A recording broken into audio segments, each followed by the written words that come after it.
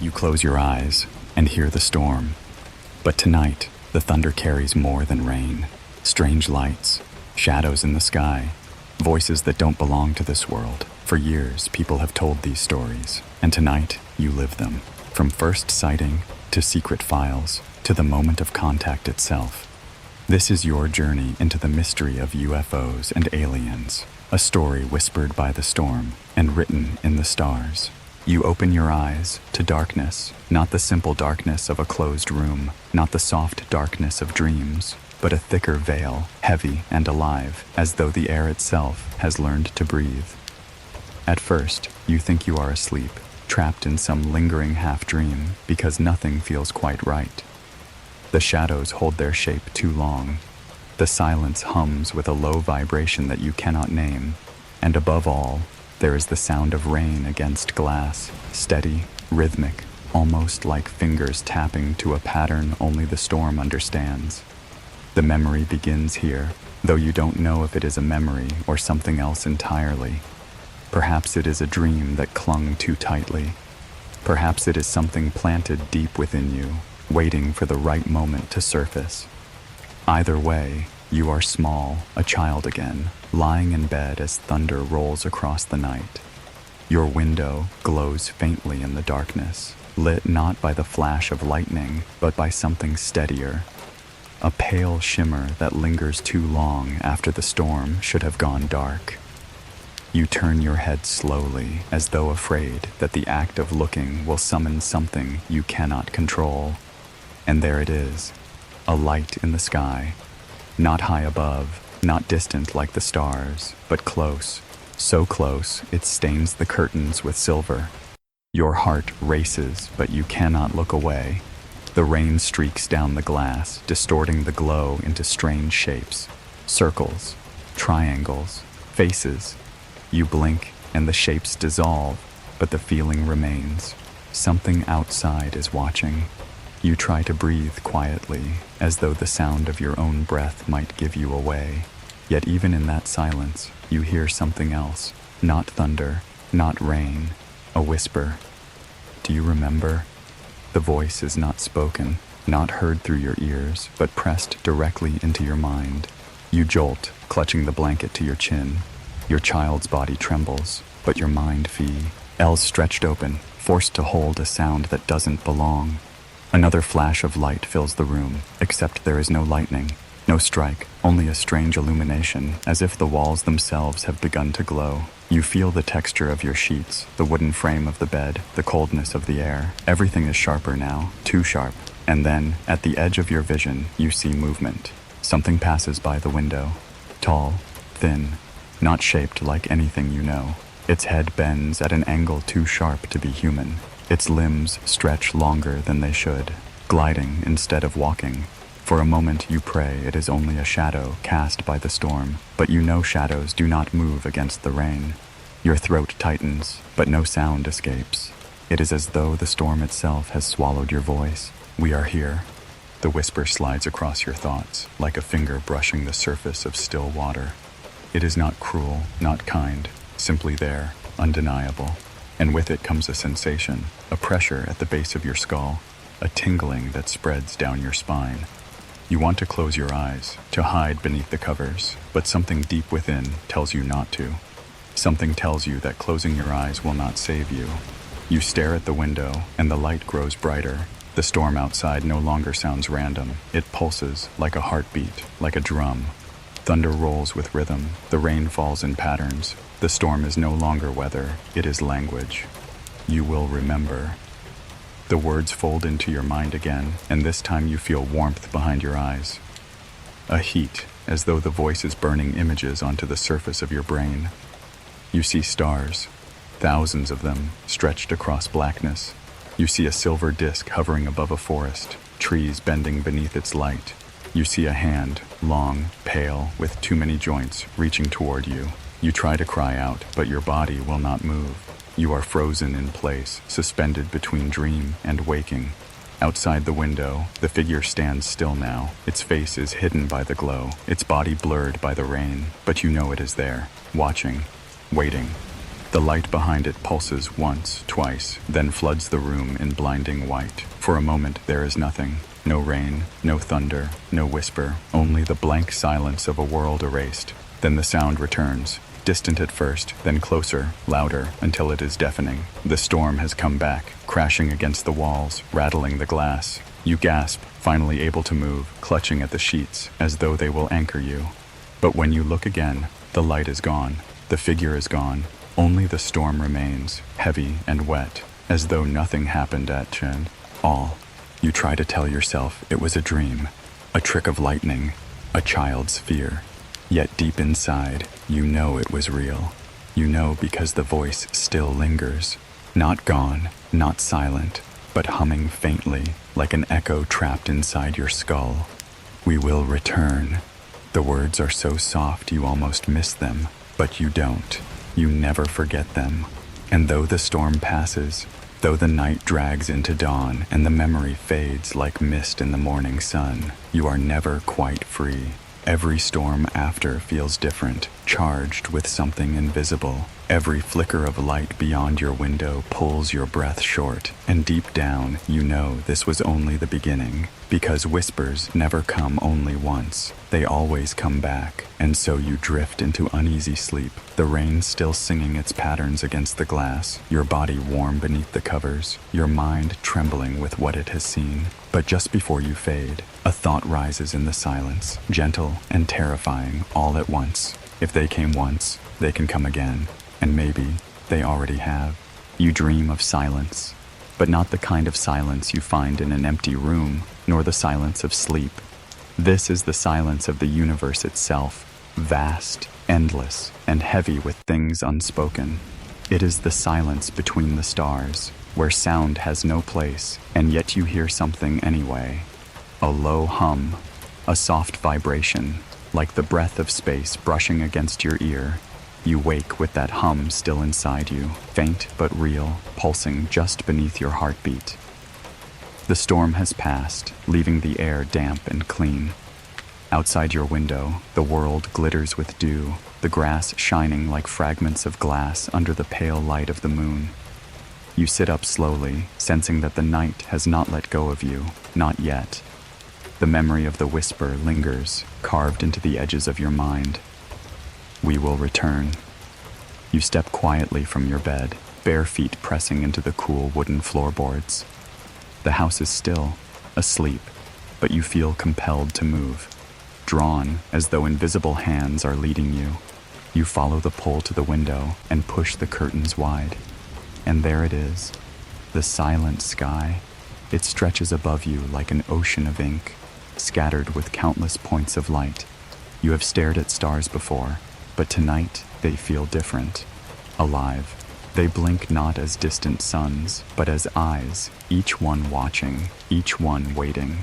The longer you stare, the more you feel the stillness pressing in, the silence becoming heavier, almost unbearable.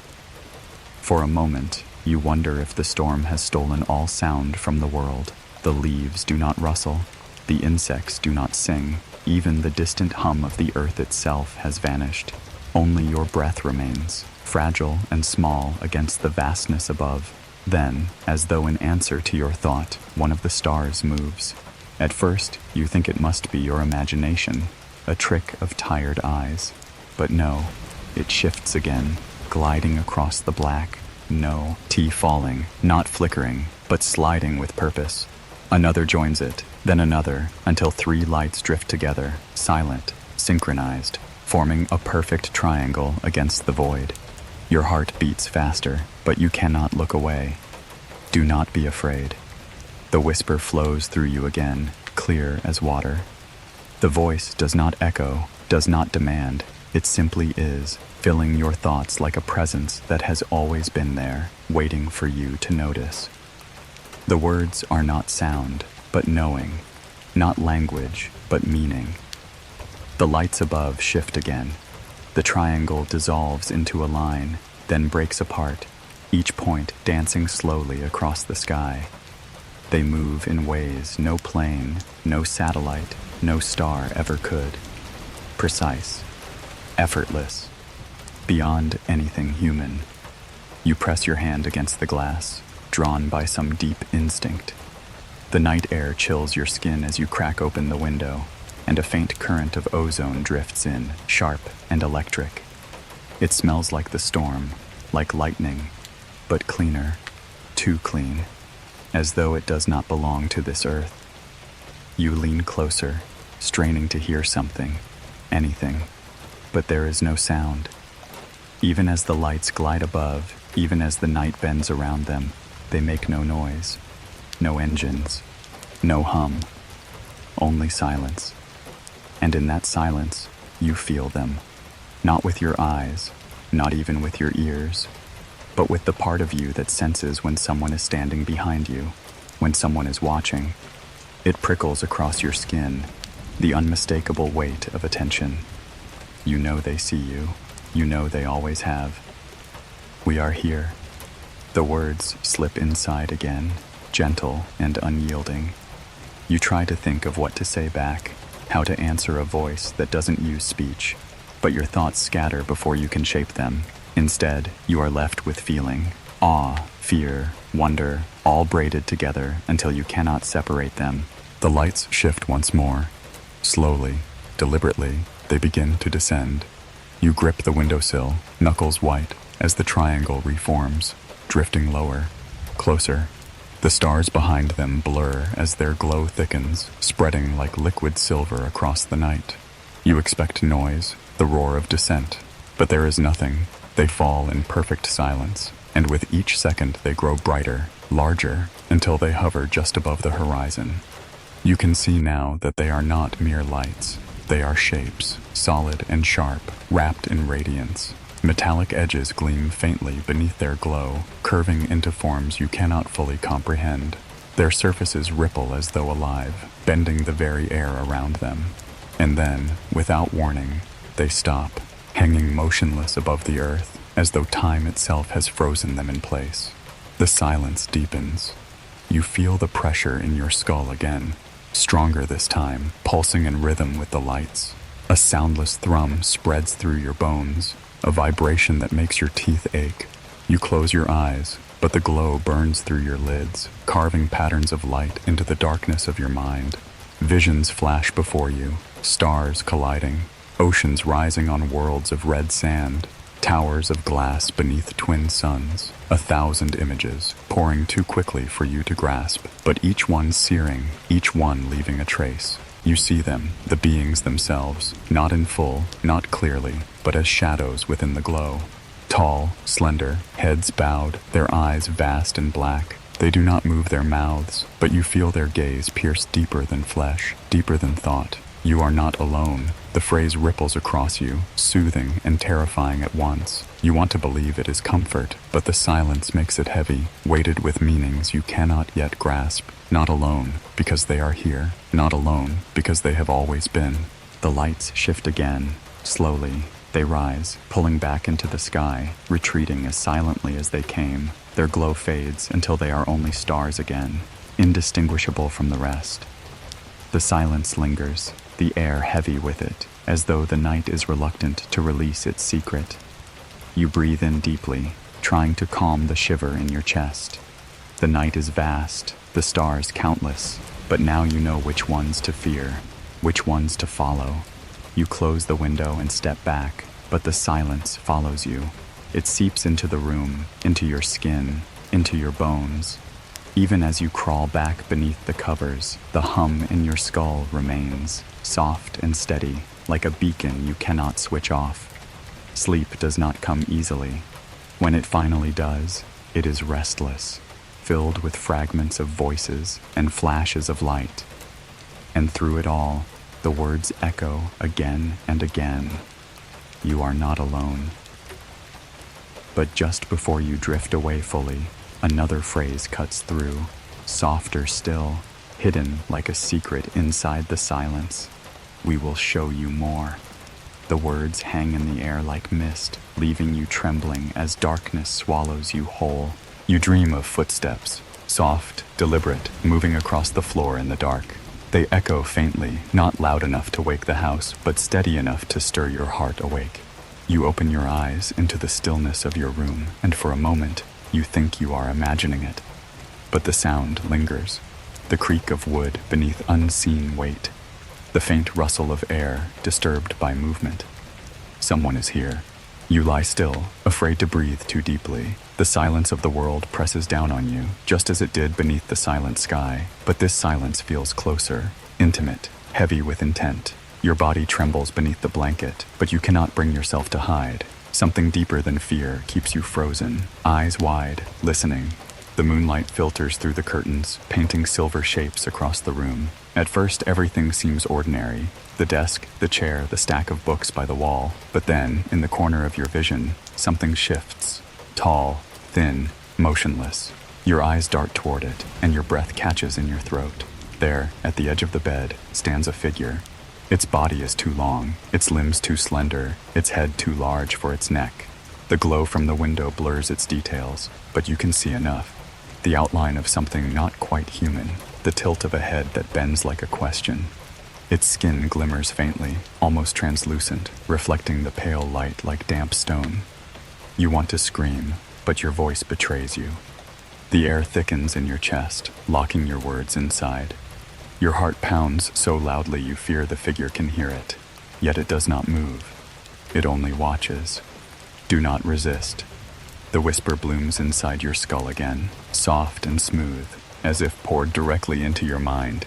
It is neither threatening nor kind. It simply is. You feel your body relax against your will, muscles slackening as though your fear has been stolen away. The figure leans closer. Its head tilts, impossibly slow, eyes vast and black, swallowing all light. You feel them searching, peeling through the layers of your mind. Thoughts scatter, memories unravel. You cannot hide anything. You are chosen. The words echo within, carried not by sound but by weight, pressing against your chest until your breath shudders. Chosen. For what, you cannot know. The figure raises its hand. Long fingers, jointed too many times, stretch toward you. The air around them bends, shimmering like heat over asphalt. You feel the energy before it touches you, a vibration, low and insistent, crawling across your skin like static. When the fingertip hovers just above your forehead, you swear you hear the faint crackle of lightning, though no storm brews outside. The world changes. You are no longer in your bed, no longer in your room. The walls dissolve into light, the ceiling into stars. You are floating in a space too vast to understand, weightless and still. The figure remains before you, its body both shadow and light, its presence both foreign and familiar. All around, the stars pulse brighter, rearranging themselves into patterns you do not recognize. Images fill your vision. A disk of silver descending over a forest. A group of figures standing in a circle around a table of glass. A beam of light sweeping across fields, flattening the earth into perfect spirals. A child, you, staring out a window, watching as strange lights hover in the rain. The memories intertwine with visions, truth with dream, until you cannot separate what is real. But the voice is clear, threading through it all. We have watched, we will guide, you will see more. The words hum through your body, soothing and terrifying in equal measure. You want to speak, to ask why, to ask what they want, but no words form. The silence has claimed your voice again. The figure lowers its hand, and the visions dissolve. The stars blink out. The walls return. You are back in your room, lying in bed, but everything feels wrong. The air is too thick, too charged. The furniture seems to shimmer at the edges, as though the world itself is unstable. The figure still stands at the foot of your bed, watching, waiting. Its eyes glisten like pools of oil, endless and unknowable. Then, without sound, without motion, it vanishes. One moment there, the next gone, leaving only the echo of its presence in the silence. You sit up slowly, breath shuddering, trying to convince yourself it was a dream. But your skin tingles where its hand hovered.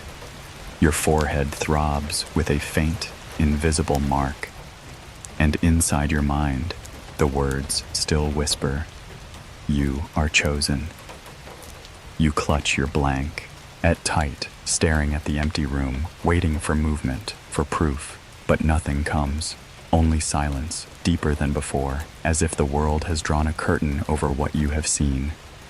You lie back, trembling, but unable to close your eyes. Sleep will not come. Not tonight. For every shadow now feels alive. Every flicker of light a sign of return. You know they will come again. And just before dawn creeps into the window, just as exhaustion finally pulls you down, you hear it again, faint, distorted, like static bleeding into your dream. The night is only beginning. You dream of voices carried by the wind, whispers drifting through the fields, tangled with the rustle of corn stalks, vanishing just as you strain to hear them. They sound familiar, neighbors, friends, the people you've known all your life. But the words dissolve into static before they reach you. You wake with those half-phrases echoing in your ears, the lingering sense that someone, somewhere, was trying to tell you something long ago. The house is quiet in the morning light, yet you cannot shake the heaviness of that dream. As you step outside, the air smells of damp earth, sweet and metallic at once, as if rain has soaked deeper than soil. The world glistens with dew, every blade of grass jeweled with silver drops. But your eyes are drawn farther, past the fences and roads, out toward the endless fields. That's when you remember. Not clearly, not fully, but enough. A story you once overheard as a child, whispered by neighbors on porches, murmured by tired voices at the corner store. They spoke of a night when the sky was not right, when strange lights floated over the cornfields and lingered too long. You were too young to understand then, too young to know what it meant. But the memory is here now, pressing against you like a buried seed finally breaking through the soil. You walk, feet carrying you down the familiar dirt road that cuts through farmland. The air is warm, still, unnaturally still, so still that the sound of your footsteps becomes too loud, as though the world itself is holding its breath. Birds do not sing. Insects do not hum. The silence is total, except for the faint crunch of your shoes against the gravel. The road leads you to the place the voices spoke of, the open field where stories were born and quickly forgotten. The stalks sway gently, their golden husks rattling in the breeze, but beneath that sound is something deeper. A hum, low and persistent, vibrating faintly through the ground. You crouch, pressing your palm into the soil. It is warm, too warm for morning. You close your eyes, and the past drifts back. You see them, neighbors standing here years ago, pointing to the sky. Their voices crack with fear, with awe. Fingers trace shapes above, glowing orbs that drift and dance across the horizon. Some people call them aircraft, others call them storms. But you, even as a child listening from the safety of distance, knew they were neither. The images sharpen. You see the lights forming patterns, circles within circles, movements too precise, too graceful to be chance. They hovered there for hours, silent and unyielding, until finally, just before dawn, they faded into nothing. But when the morning came, the stories faded too. The neighbors shook their heads, muttering about weather balloons, about tricks of the light. No one wanted to believe, and those who did believe learned quickly to stay silent. They forget because they fear. A whisper slides across your thoughts, sudden and cold. You flinch, opening your eyes, but there is no one there. Only the field, endless and swaying, as though it too remembers.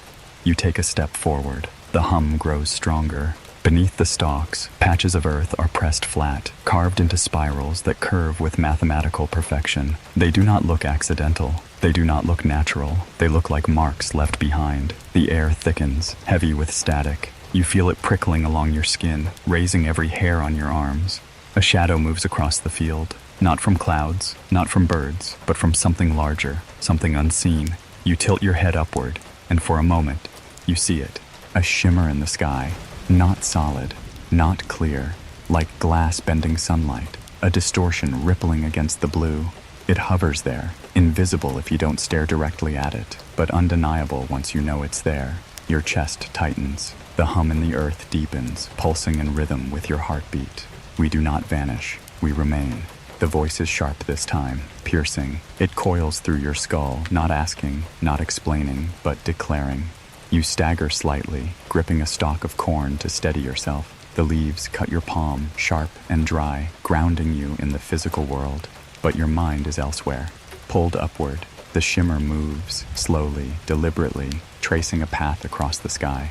It leaves no trail, no sound, only distortion, like heat waves dancing over desert sand. You follow it with your eyes until it vanishes beyond the horizon, leaving the silence heavier than before. You stand alone in the field, but you do not feel alone. The weight of memory presses against you, the memory of those who saw, those who tried to speak, those who chose to forget. The forgotten sighting lingers not in their words, but in the land itself, etched into soil, humming through the roots of every stalk. You kneel, pressing your ear to the earth, and for a moment, you hear it clearly. We marked this place. We marked you. The words vibrate through the soil, through the marrow of your bones. You pull back, gasping, unsure if you are more afraid of the voice or of the truth it carries. The sun has risen higher now, spilling light across the fields, but the brightness feels false, like a thin veil stretched over something deeper. You turn back toward the road, feeling eyes on your back, though the field is empty. Each step away is heavy, as though the soil itself resists letting you go. By the time you reach the edge of the field, the hum has faded.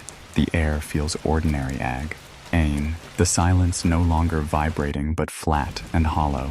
The world pretends nothing happened, but you know better. You know what the neighbors saw, what they forgot, what they buried in silence. You know the sky is not empty, and the fields do not lie. You know the marks will remain, long after memories fade. As you step back onto the road, you feel a flicker in the corner of your vision. You turn, and for just a heartbeat, you see them. Figures in the distance, standing among the stalks, tall, thin, motionless. You blink, and they are gone. But the whisper follows you as you walk away, soft as wind, cold as truth. Forget, if you must. We do not forget you. You dream of fire on your skin, not the sharp pain of burning, but a steady warmth that pulses from beneath, as though something inside you glows. You raise your hand in the dream, and lines crawl across it, thin, delicate, forming shapes you do not understand. Circles, spirals, a language too old for words. You try to wipe them away, but the marks do not fade. They sink deeper, shining brighter, until your whole body hums like a lantern beneath the night sky. You wake with a start. The room is quiet. The storm has not returned, but the air still carries that faint metallic taste, sharp at the back of your throat. You sit up slowly, the blanket sliding down, and freeze. Your arm tingles. In the pale light of dawn, you see them. Marks. Small, circular burns on your forearm. Not deep, not bloody, but precise, too precise. They form a pattern, a cluster of tiny shapes pressed into your skin as though branded there. You touch them cautiously. The surface is hot, faintly throbbing, yet no pain comes. Only a low vibration that hums against your fingertips. You whisper to yourself that it must be a rash, a reaction, an accident. But you know better. The memory of the dream lingers too sharply, too perfectly aligned with what you see. The dream was not dream. It was something else. We leave signs. The whisper coils through your thoughts, soft and certain. You flinch, staring at the marks, and for a moment you swear they pulse in rhythm with the words. You dress quickly, pulling a sleeve over your arm, but the fabric cannot hide the weight of it. All day, you feel it beneath your clothes, glowing, humming, as though the marks are alive. When others speak to you, their words feel distant, muted, while the vibration in your skin remains constant, demanding attention. By evening, you cannot bear it any longer. You retreat to your room, peel away the sleeve, and examine the marks. Again. In the fading light, they seem to shift, the circles rearranging themselves in patterns you cannot follow. You trace them carefully, fingertip to skin, and each touch sparks faint images behind your eyes. Flashes of light in the sky, shadows moving in silence, the tall figure at your bedside, eyes endless and black. The images fade as quickly as they come, but the hum remains. Louder now, closer. You stumble back from the bed, clutching your arm. The room swims. You sink into the chair, breathing hard, and close your eyes. Immediately, you see more. The marks expand into shapes too large for your skin, spiraling outward until they form vast diagrams, maps of stars scattered across an unseen sky. Lines connect them, forming paths, routes, designs etched in light. In the center, you see Earth, small, fragile, encircled by symbols you do not understand. We choose, we prepare. The words strike deeper this time, their echo filling every corner of your mind. You shiver, feeling the weight of meaning, though the details slip through your grasp. Chosen for what? Prepared for what? No answer comes, only silence after the whisper fades. You open your eyes, and the room feels different now. The shadows stretch longer than they should, bending at unnatural angles. The window glows faintly, though the moon has not yet risen. You rise cautiously, moving closer, and look outside. The night is calm, too calm.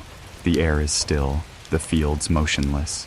And yet, above the horizon, a faint shimmer lingers, just like before. The distortion of something vast and unseen, hanging there as though waiting for you. The marks on your arm pulse harder, answering it. Your breath catches.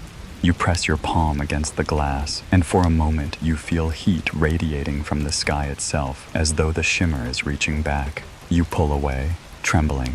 You retreat to bed, curling beneath the blanket. But the marks do not let you rest. They throb against the fabric, humming into your bones. Every time you close your eyes, the visions return. Stars, symbols, shadows moving in silence. By the time sleep finally takes you, you are no longer sure where the dream ends and the waking world begins. You are standing in a white room, walls smooth and glowing. No corners, no doors, only light. Your feet do not touch the ground. You float, weightless, suspended in air. Around you, the figures move, tall, thin, eyes vast and endless. They do not touch you, yet you feel their presence pressing in from every direction. One raises its hand, the same way the visitor did at your bedside. Light bursts from its palm, spiraling into symbols, the same shapes etched into your skin. You reach for them, but the moment you touch, they dissolve into smoke, wrapping around your body like mist. You carry us. The phrase cuts through you, sharper than before. You look down, and the marks blaze with light, glowing brighter than flesh, brighter than bone. You feel them sinking deeper, weaving into you, until you are no longer certain if they are on your skin or within it. The figures close in, their eyes widen, their thoughts press harder, and then everything collapses into white. You wake, gasping, the blanket tangled around you, sweat clinging to your skin. You rip back your sleeve and stare. The marks are still there, glowing faintly in the darkness. Not burns, not rashes, not accidents, messages, proof. And as you sit in the silence, staring at the patterns carved into your flesh, you hear the whisper one last time, soft and lingering, carried like wind through the hollow night. More will come. You dream of endless roads, a ribbon of black asphalt stretching through barren land, vanishing into a horizon that never comes closer. The night sky presses down, infinite and heavy, and above it glimmers with stars too sharp, too bright, as though the universe itself has tilted closer to watch you. In the dream, your headlights flicker and die, and you are left adrift in silence, the hum of the desert louder than your own breath. You wake with that silence still inside you. The desert calls to you, not with words, not with reason, but with that same pull you've felt since the marks appeared. A knowing, a current tugging at your chest. You tell yourself it's a road trip, a chance to escape the weight of familiar walls. But deep down, you know you are following something, or perhaps something is leading you. The road winds endlessly, two pale lines against the red sand. Heat still lingers in the air, though the sun has fallen. The engine hums beneath you, steady, comforting, masking the unease growing in your chest. The world outside is vast and empty. No houses, no streetlights, only the open desert, stretching in every direction like an ocean of stone. As night deepens, the stars sharpen, fierce and unblinking. The Milky Way pours across the sky in a great white river spilling over the horizon. You lower the window and the air rushes in, dry, cool, scented faintly with sagebrush and dust. The silence of the land is complete, so complete that even the sound of your tires feels intrusive. You think of the stories whispered about deserts, strange lights, missing time, travelers who vanish, leaving only stalled cars behind. You've heard them all, brushed them aside. But now, with the sky yawning above you and the road empty for miles, you understand. This land belongs to silence, and silence is where they thrive. The marks on your arm begin to tingle. At first, it is faint, just a prickling warmth beneath your sleeve. But as the miles pass, the vibration grows. You grip the wheel tighter, trying to ignore it, but the sensation spreads, crawling up your arm into your chest, until it pulses with every beat of your heart. The headlights flicker, your breath hitches, the dashboard lights dim, then flare, then dim again, like the car itself is caught in some unseen current. The engine stutters once, twice, then falls silent. The tires crunch to a stop on the shoulder. You sit frozen, hands still clutching the wheel, staring into the darkness. The desert swallows the last glow of the headlights, leaving only the stars above and the faint outline of mesas on the horizon. Silence. Not the silence of emptiness, but the silence of waiting. And then you see it. At first, you think it is a star, a bright point low on the horizon, shining more fiercely than the rest. But it grows larger, brighter, moving upward instead of down, gliding instead of twinkling. Another joins it, then another, until 3 lights hover together above the desert floor. Your heart pounds, but you cannot look away. The lights drift closer, no sound, no trails, just radiant orbs gliding with purpose. They shift positions, weaving in and out of one another, forming patterns too precise to be chance. Circles, triangles, spirals in the sky. We are near. The whisper blooms inside your skull again. You grip the steering wheel tighter, as though holding to something solid might anchor you. The marks on your arm burn now, glowing faintly beneath the fabric, pulsing in rhythm with the lights above. The orbs descend lower, hovering just above the desert floor, their glow illuminating the sand in pale silver. You step out of the car without thinking, your body moving before your mind can protest. The air outside is electric, buzzing faintly against your skin, raising every hair on your body. The lights hover in silence, enormous now, their glow rippling against the night like liquid. Beneath their radiance, you see the land itself quiver, shadows bending unnaturally. They are close enough that you can see the edges of them, metallic, curved, but shifting as though alive, as though the material itself is made of light. You take a step forward, then another. The desert crunches beneath your shoes, each sound too loud against the silence. And then the world bends. The air warps, twisting around you like heat waves. The stars above smear into streaks. The horizon shudders, and you stumble forward, dizzy.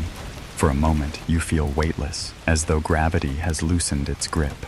Visions flood you, a flash of water boiling across sand, a city of stone swallowed by dunes, a sky split open by ships of fire. You see yourself walking through it all, small and fragile, carrying the marks on your arm like a lantern. You will witness, you will remember. The words ripple through you, heavy with command. Your knees weaken, and you sink into the sand, staring upward at the lights. They hover above, silent and perfect, their glow bathing the desert in alien day. One light detaches from the others. It drifts closer, lowering until it hovers just above you. The marks on your arm blaze with heat, and the hum in your chest deepens until it rattles your bones. You raise your hand instinctively, palm upward as though to catch the glow. The light pulses once, twice, then floods outward, engulfing you in white. For a heartbeat, you see them, tall, thin, eyes vast and black. Their silhouettes shimmer within the glow, moving in silence, their presence pressing into you like a tide. They reach toward you, not with hands, but with thought, their minds folding into yours, filling you with visions too vast to hold. Galaxies spinning, oceans rising on distant worlds, stars collapsing into themselves. You gasp, but no sound comes. The desert is gone. The car is gone. Only light remains. Then, as suddenly as it began, it ends. You are standing in the desert again. The car sits quietly on the shoulder, the engine dark. The lights are gone. The sky is only stars. The silence is heavy once more, but different now, emptier, hollow, as though something vast has just retreated. Your arm still tingles. You roll back the sleeve, and the marks glow faintly in the starlight, shifting slowly as though alive. You trace them with your finger, trembling, but they do not fade. You stagger back to the car, slide into the seat, and turn the key. The engine roars to life on the first try, as though nothing had happened. But you know better. As you pull back onto the road, the desert stretches endlessly before you, silent and vast. Yet every mile feels different now, every star above heavier, sharper. You carry the hum in your chest, the glow on your skin, the memory of light pressing against your mind. And just before dawn stains the horizon, the whisper returns, soft and steady, etched into your thoughts like fire into stone. This is only the beginning. You dream of static. It hisses like wind through broken glass, soft at first, then louder, filling every corner of your mind. Beneath the noise, a voice emerges, distant and warped. You can't make out the words, but the tone is urgent, insistent, as though someone is calling from across a vast ocean. You reach toward it, straining to hear, and the static swells until it drowns everything. You wake with its echo still clinging to you, buzzing faintly in your ears. The night is quiet, but not empty. The desert road behind you feels like it has followed into your dreams. The stars outside your window seem sharper than before, like 1,000 watchful eyes. You rise restlessly, searching for sound, for anything to cut through the silence. You find it on the radio. The old dial crackles beneath your hand as you twist through stations, music, weather reports, static, and then something else, a voice. It's low, steady, almost hypnotic, speaking not to the masses but to the sleepless, to those awake when the world pretends to rest. It tells stories, strange stories, lights in the sky, time unaccounted for, beings seen at the edges of vision. You freeze, heart hammering, as the voice describes what you have seen, what you have lived. A triangle of lights hovering above the desert. The hum in the silence. The mark of something not human. The words slip through the static like secrets meant only for you. You lean closer, pressing your ear to the speaker, as though the radio itself has become a portal. We are not alone, we are watched. The host says it with calm certainty, his tone soothing, but the truth beneath it shakes you. For a moment, you feel less isolated. Someone else has seen, someone else knows. The static deepens, growing louder between phrases, almost alive. Within it, you hear something else, another voice, not the host, not human. We speak, we listen, we guide. You jolt back, staring at the radio, breath caught in your throat. The words are not broadcast. They are pressed into your skull, threading through the host's voice, buried in the spaces between. You try to convince yourself it's a trick of exhaustion, a mind already haunted by desert visions. But the marks on your arm pulse in answer, faintly glowing beneath your sleeve, reminding you that nothing is imagined. The host continues, describing a caller from last week, a trucker on a midnight run through New Mexico who watched as a disk of silver paced his rig for miles before vanishing into the sky. Another voice joins the memory, a farmer who woke to find his cattle arranged in a perfect circle, each one untouched, yet marked with small, inexplicable burns. Each story feels like a mirror. Each detail echoes what you have tried to bury. The night outside grows heavier as the tales unfold, as if the very act of hearing them pulls you deeper into the current you cannot escape. You close your eyes, letting the stories wash over you, and in the spaces between static, the whispers return. You are part of this. You are not alone. The phrase repeats, weaving through the hiss, soothing and unsettling all at once. You press your palm against your arm, feeling the hum beneath your skin, and realize you are connected, not just to the beings, but to the others who have seen, who have heard, who have remembered. The The broadcast drifts on, each story stranger than the last, until the host pauses. His voice lowers, quiet, conspiratorial. "They're listening," he says. The words cut sharp. You lean closer, certain he is speaking directly to you. He pauses again, letting silence stretch, the static swelling louder. And in that static, you hear it. "We are here." The whisper is clear now, undeniable. The radio crackles violently, lights on the dial flickering. The air in the room grows heavier, the shadows stretching along the walls. You feel watched, not just by the voice, but by something beyond the glass, beyond the night. The host returns, calm again, as if nothing happened. He tells his listeners to trust what they've seen, even when others deny it, to pay attention to the sky, to the storms, to the silence. His voice is steady, soothing, but beneath it, the static hums like a hidden chorus. You switch off the radio, trembling. The silence of the room returns, thick and suffocating, but the words linger in your skull, etched like the marks on your skin. "You are part of this. You are not alone. We are here." You lie back, staring at the ceiling, and the silence grows heavier still. Every creak of the house feels deliberate, every shadow too sharp. You close your eyes, but the static follows you, curling into your dreams.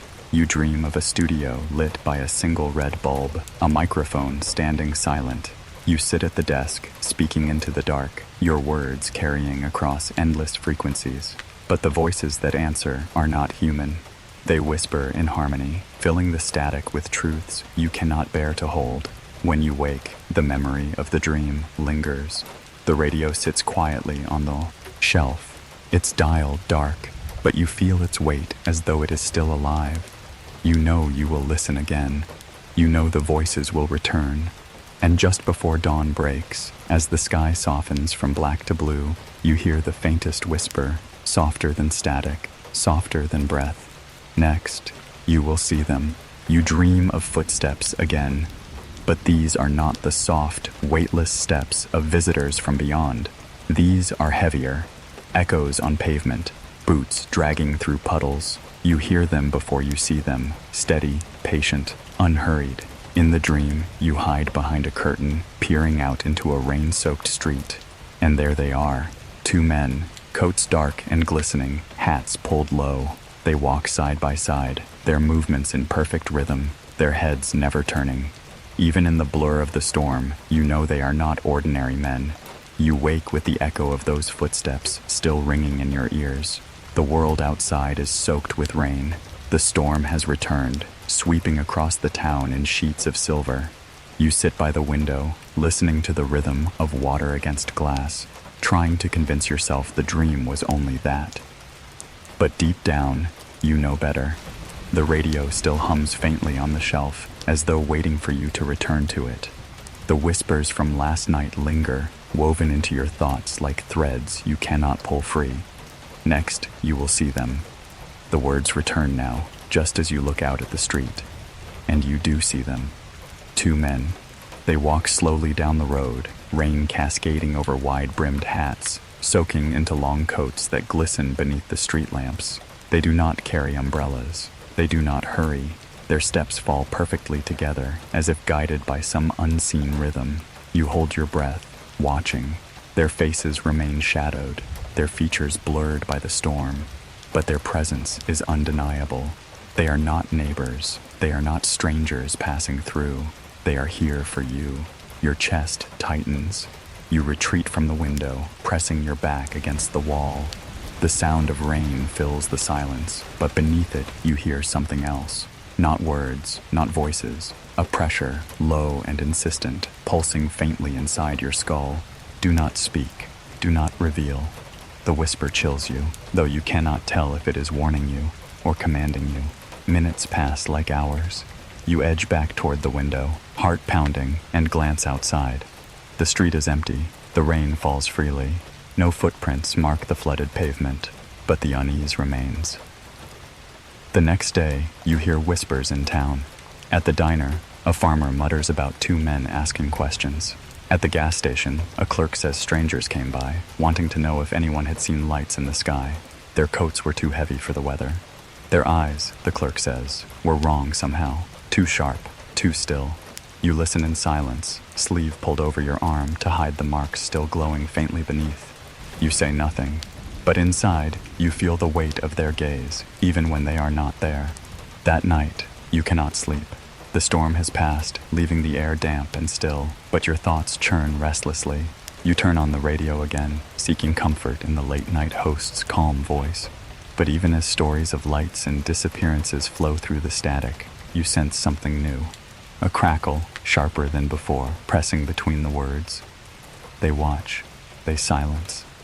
The phrase slides through the static, colder than any whisper before. Your skin prickles. You turn the dial, but every station is the same. Music warps, voices blur, static grows, and beneath it all, the same warning repeats. They silence. You shut off the radio, heart racing, but the silence does not soothe you. Instead, it deepens, heavy with anticipation. A knock comes at the door. 3 slow raps, too steady, too deliberate. You freeze, breath caught in your throat. Another knock follows. Then silence. You step closer, each footfall too loud against the wooden floor. The door looms before you, dark and solid, but its presence feels fragile, like paper against the weight pressing from the other side. You lean forward, peering through the peephole. 2 men, raincoats dark, hats low, their faces blurred by the porch light. They stand perfectly still, hands folded neatly at their sides. They do not shift, they do not sway, they simply wait. Your throat tightens. You back away slowly, each step heavy with fear. But the knocking does not return. The men do not move. They wait. And somehow, you know they could wait forever. You retreat to the window in the back of the house, peering out into the night. The street is empty. The porch is empty. The men are gone. Yet you do not believe they left. You close the curtains, crawl back into bed, and lie there in the dark. Every creak of the house feels amplified, every shadow alive. Sleep comes fitfully, fractured by dreams of footsteps in the rain, of doors that open without sound, of eyes staring too long, too still, and through it all, the whispers return. They are not what they seem. They wear faces that are not their own. Do not trust the rain. You wake drenched in sweat, heart hammering. Morning sunlight spills across the floor, soft and harmless, but you feel no relief. The marks on your arm throb faintly, pulsing in warning. You pull down your sleeve, but you cannot cover the unease. Later, as you walk through town, you see them again, across the street, standing at the corner. Their coats are dry despite the lingering drizzle. Their hats hide their eyes, but you feel their gaze lock onto you. They do not move, they do not blink. You quicken your pace, turning down another street. When you glance back, they are gone, but the echo of their footsteps follows you in memory. That night, as the rain begins again, you sit by the window, unable to turn away from the storm. Each flash of lightning casts shadows that move too smoothly, too deliberately. You imagine them out there, standing in the rain, waiting, and then you hear it, not outside, but inside. We see you. The voice. E is sharp, alien, yet wrapped in something human.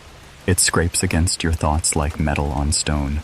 You clutch your head, eyes squeezed shut, but the whisper persists, searing into your mind until it fades into static. You open your eyes slowly.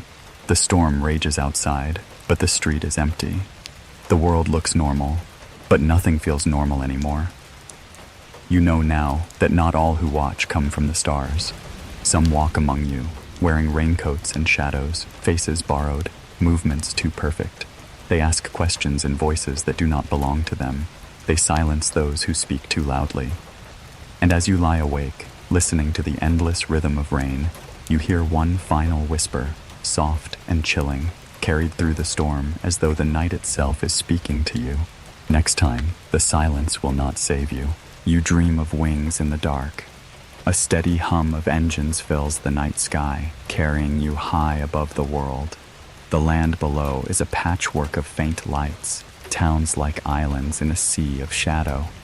For a while, it feels safe, ordinary, human. But then, the hum falters. The stars tilt. A voice breaks across the radio, sharp with fear.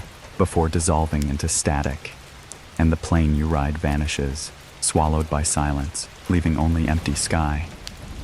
You wake with the static still echoing in your ears. The memory of the dream clings to you as you sit in silence, the storm clouds heavy outside your window. You try to shake it, to tell yourself it's nothing more than restless sleep. But then the phone rings. A family member, their voice hushed, unsettled. They tell you about a pilot, a friend of a friend, a man who knew the skies like the lines of his own hands. He vanished last night, his plane simply gone from radar. The words hit you harder than you expect. Something in your chest tightens, as though the dream was not dream at all, but warning. You ask questions, but there are no answers, only fragments of rumor, pieces of a story that doesn't add up. The weather was clear, the plane was stable, then it wasn't. And in the silence after the call ends, you hear it again. We take, we return, we decide. The whisper coils through your thoughts, calm and unyielding. You press your palms to your temples, but it does not fade. That evening, you drive out toward the airfield on the edge of town. The rain has cleared, leaving the night sky sharp and crystalline. Stars glitter across the darkness, too many to count, too alive to ignore. The field lies empty, hangars closed, runways silent. But you feel a pull, the same pull that has guided you through fields, deserts, storms. You step from the car, the cool air brushing against your face. The ground is damp beneath your shoes, the scent of wet asphalt strong. Above you, the sky stretches vast and endless. You stare upward, and for a moment you imagine you hear engines again, distant, faint, humming across the horizon. Then you see it, a plane. Its lights blink softly against the dark, steady as it cuts across the sky. Relief flares in your chest, something normal, something human. But it doesn't last, because there is something else. 3 lights glide silently beside it, orbs, pale and smooth, keeping pace without sound, without effort. They drift in perfect formation, mirroring the plane's path as though studying it. You grip the fence, heart pounding, watching as the strange lights close in. The plane continues forward, its blinking lights steady, unaware, or perhaps helpless. The orbs shift suddenly, surrounding it. One above, one below, one to the side. They pulse once, twice, their glow intensifying. The plane tilts sharply, its path breaking, its lights flickering in distress. For a moment, you think you hear it, the faint crackle of a desperate voice over the radio, carried across the stillness. Then, silence. The plane vanishes. Not explodes, not falls, vanishes. One heartbeat it is there, wings slicing across the stars. The next, it is gone, erased as though it never existed at all. The 3 lights hover in silence for a moment longer, pulsing faintly. Then, as if satisfied, they rise together, gliding effortlessly back into the endless black. They fade until they are indistinguishable from the stars. Your knees weaken. You press your forehead against the cold metal of the fence, gasping, trembling. You saw it. You watched as something human, something real, something ordinary was taken. And in the silence that follows, the whisper returns. Some are chosen. Some are lost. The words dig into you, sharp and merciless. You want to scream, to demand why, to demand what fate awaits the missing, but no answers come. Only silence, stretching infinite across the night sky. You stumble back to the car, hands shaking as you grip the wheel. The engine roars to life, but the sound feels hollow, fragile against the weight of what you've seen. The drive home is a blur, the road weaving endlessly beneath the gaze of stars that seem too bright, too aware. When you finally reach your room, you collapse into bed, sleeve pulled back. The marks on your arm glow faintly, pulsing in rhythm with your heartbeat. You trace them with trembling fingers, desperate for answers, but they only hum in silence. Sleep comes reluctantly, fractured by visions. You see the plane again, frozen midair, suspended in light. Figures move within the glow, tall and thin, their eyes vast and black. They reach toward the aircraft, not touching, not breaking it apart, but unraveling it, peeling it into nothing. You feel the terror of the pilot, the helplessness of watching the world vanish around him. You feel his voice break into static. Then the vision shifts. You are standing in a vast hangar of light, walls stretching higher than you can see. The plane rests whole before you, but wrong. Its edges shimmer, its surface ripples like water. Inside, shadows move, human shapes blurred by distortion. You sense they are alive. You sense they are not free. We keep what we need. The words press into your mind, colder than ice. You jolt awake, gasping. The room is still, the night heavy, but the memory of the vision clings to you like smoke. The world will call it a disappearance. They will say radar failed.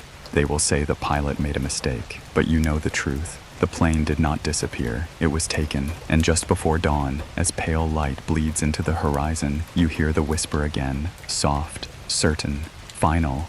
Soon, you will follow. You dream of locked drawers. Metal cabinets stretch into infinity, their doors sealed, their handles cold. Each one hums faintly, like a heart beating behind steel.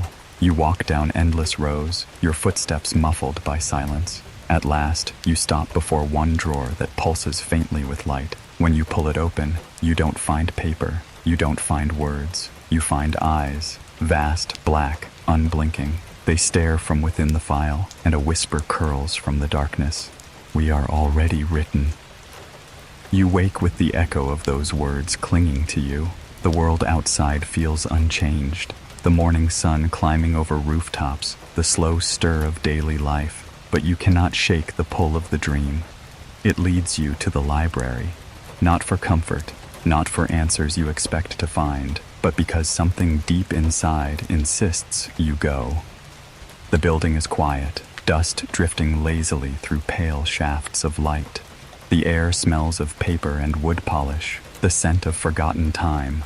You wander past rows of shelves, past books with cracked spines, until you find yourself in the archive room.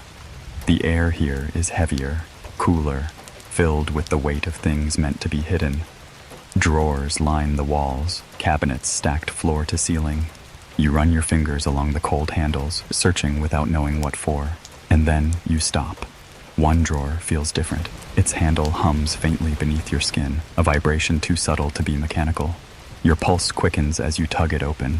Inside, beneath stacks of faded reports, lies a folder, unmarked. You lift it carefully, its weight heavier than it should be. The paper smells of dust and rain, as though it has waited years for your touch. You sit at the wooden table, breath held, and open it.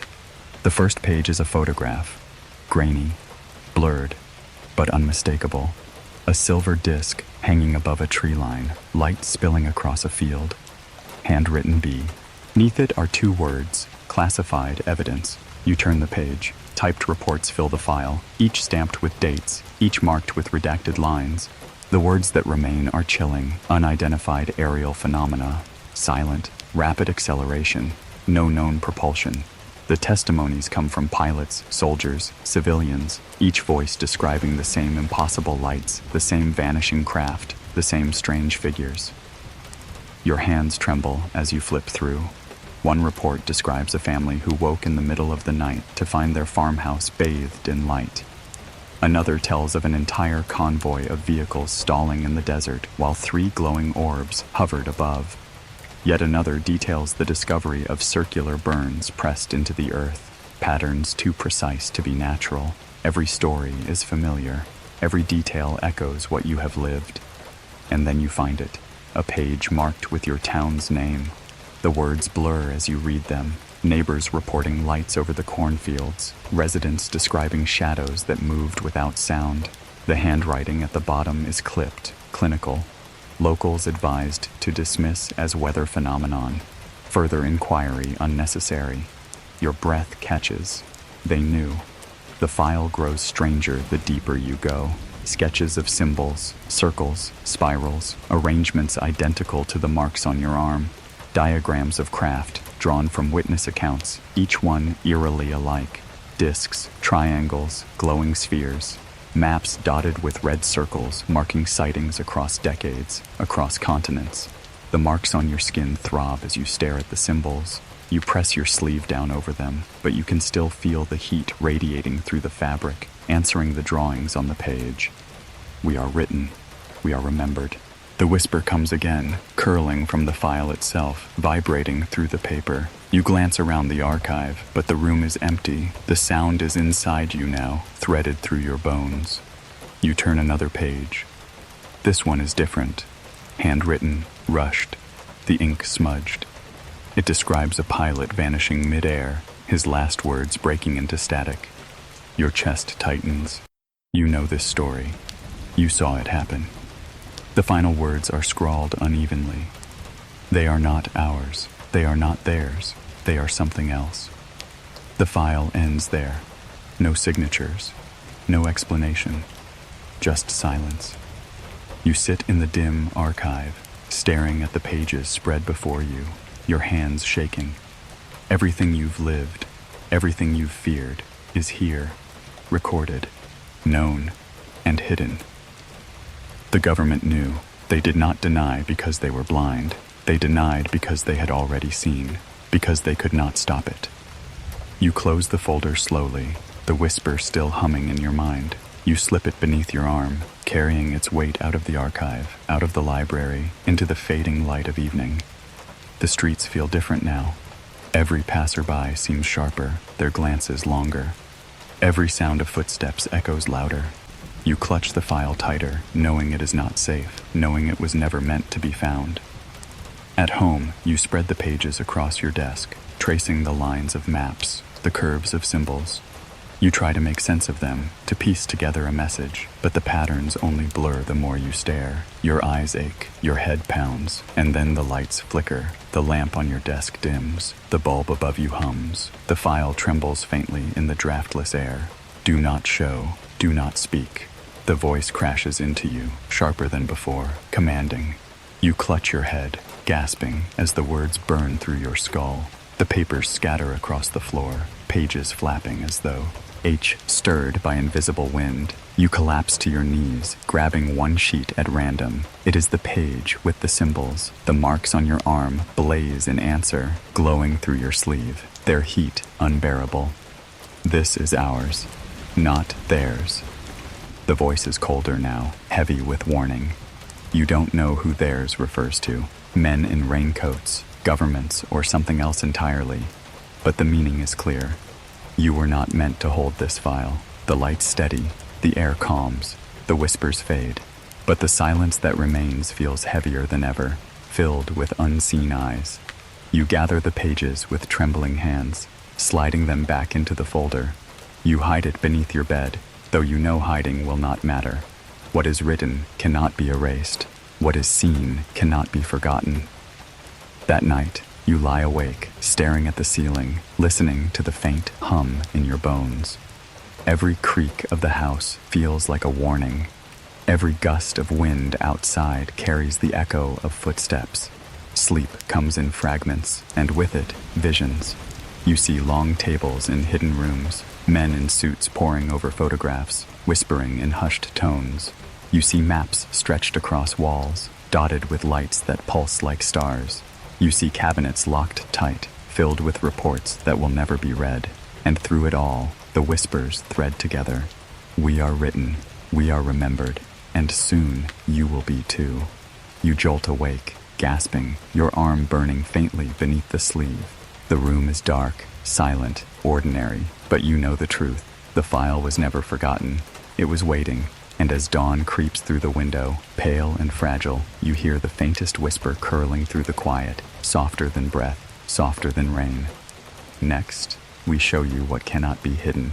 You dream of clocks without hands, grandfather clocks lined in rows, their pendulums swaying, but their faces empty. Wristwatches tick, but the numbers dissolve. Hourglasses pour sand that never lands, suspended mid-air. You walk among them, confused, until you realize you cannot feel the hours passing. You blink, and entire days vanish. You blink again, and only silence remains. You wake with the weight of that dream pressing against your chest. The morning light is already streaming through the curtains, too bright, too late. You sit up slowly, groggy, and glance at the clock by your bed. You frown. The time doesn't make sense. You went to bed late, so late the storm was still roaring, but somehow the hours between then and now feel erased.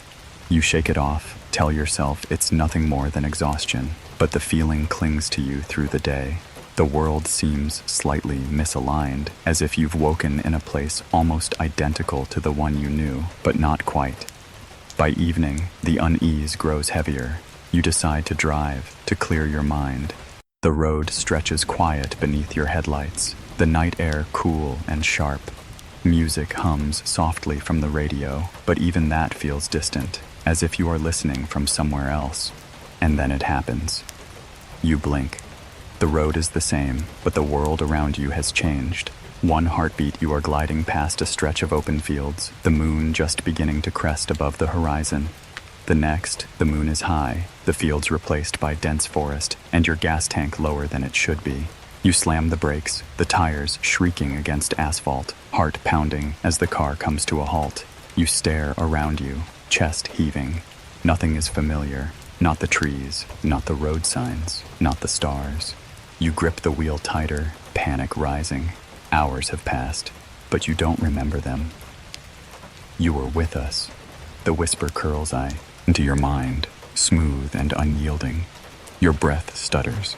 You glance in the mirror, half expecting to see someone sitting in the back seat, but the car is empty. Only your reflection stares back, pale, shaken, wide-eyed. You press the accelerator, desperate to get home. The road twists and bends, the forest pressing in close. The marks on your arm throb beneath your sleeve, glowing faintly in rhythm with your heartbeat. The farther you drive, the less you trust the road to lead you anywhere familiar. At last, after what feels like hours or seconds, you reach your driveway.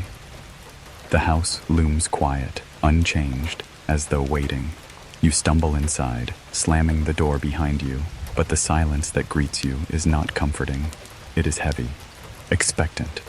You sit at the kitchen table, staring at the clock. The hands tick steadily forward, mocking you. You check your phone, your watch, every device you own. They all agree. Hours are gone, but you do not remember them. You stagger to your room and collapse onto the bed. The ceiling looms above you, blank and ordinary, but your mind churns. What happened in those missing hours? Where were you? Sleep takes you before you can answer, and then you see. You are lying on a table of cold, smooth metal. Light floods from above, blinding white, endless. Figures surround you, tall, thin, their limbs too long, their eyes vast and black. They do not speak with mouths, but their thoughts press into you, filling every corner of your mind. We study. We prepare. You try to move, but your body will not answer.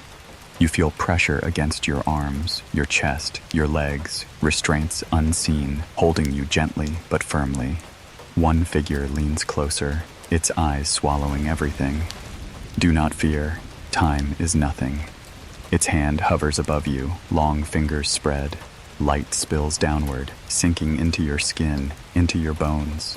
You gasp, but no sound escapes. Symbols flare in your vision, spirals and circles intertwining, the same marks carved into your flesh. You feel something enter you, not sharp, not painful, but deep, threading through nerves and marrow.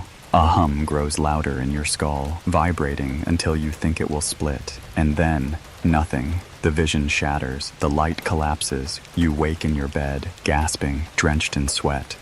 The room is dark, the house silent, but the marks on your arm glow faintly, their warmth undeniable. You sit up, trembling. You check the clock. The time is later than it should be.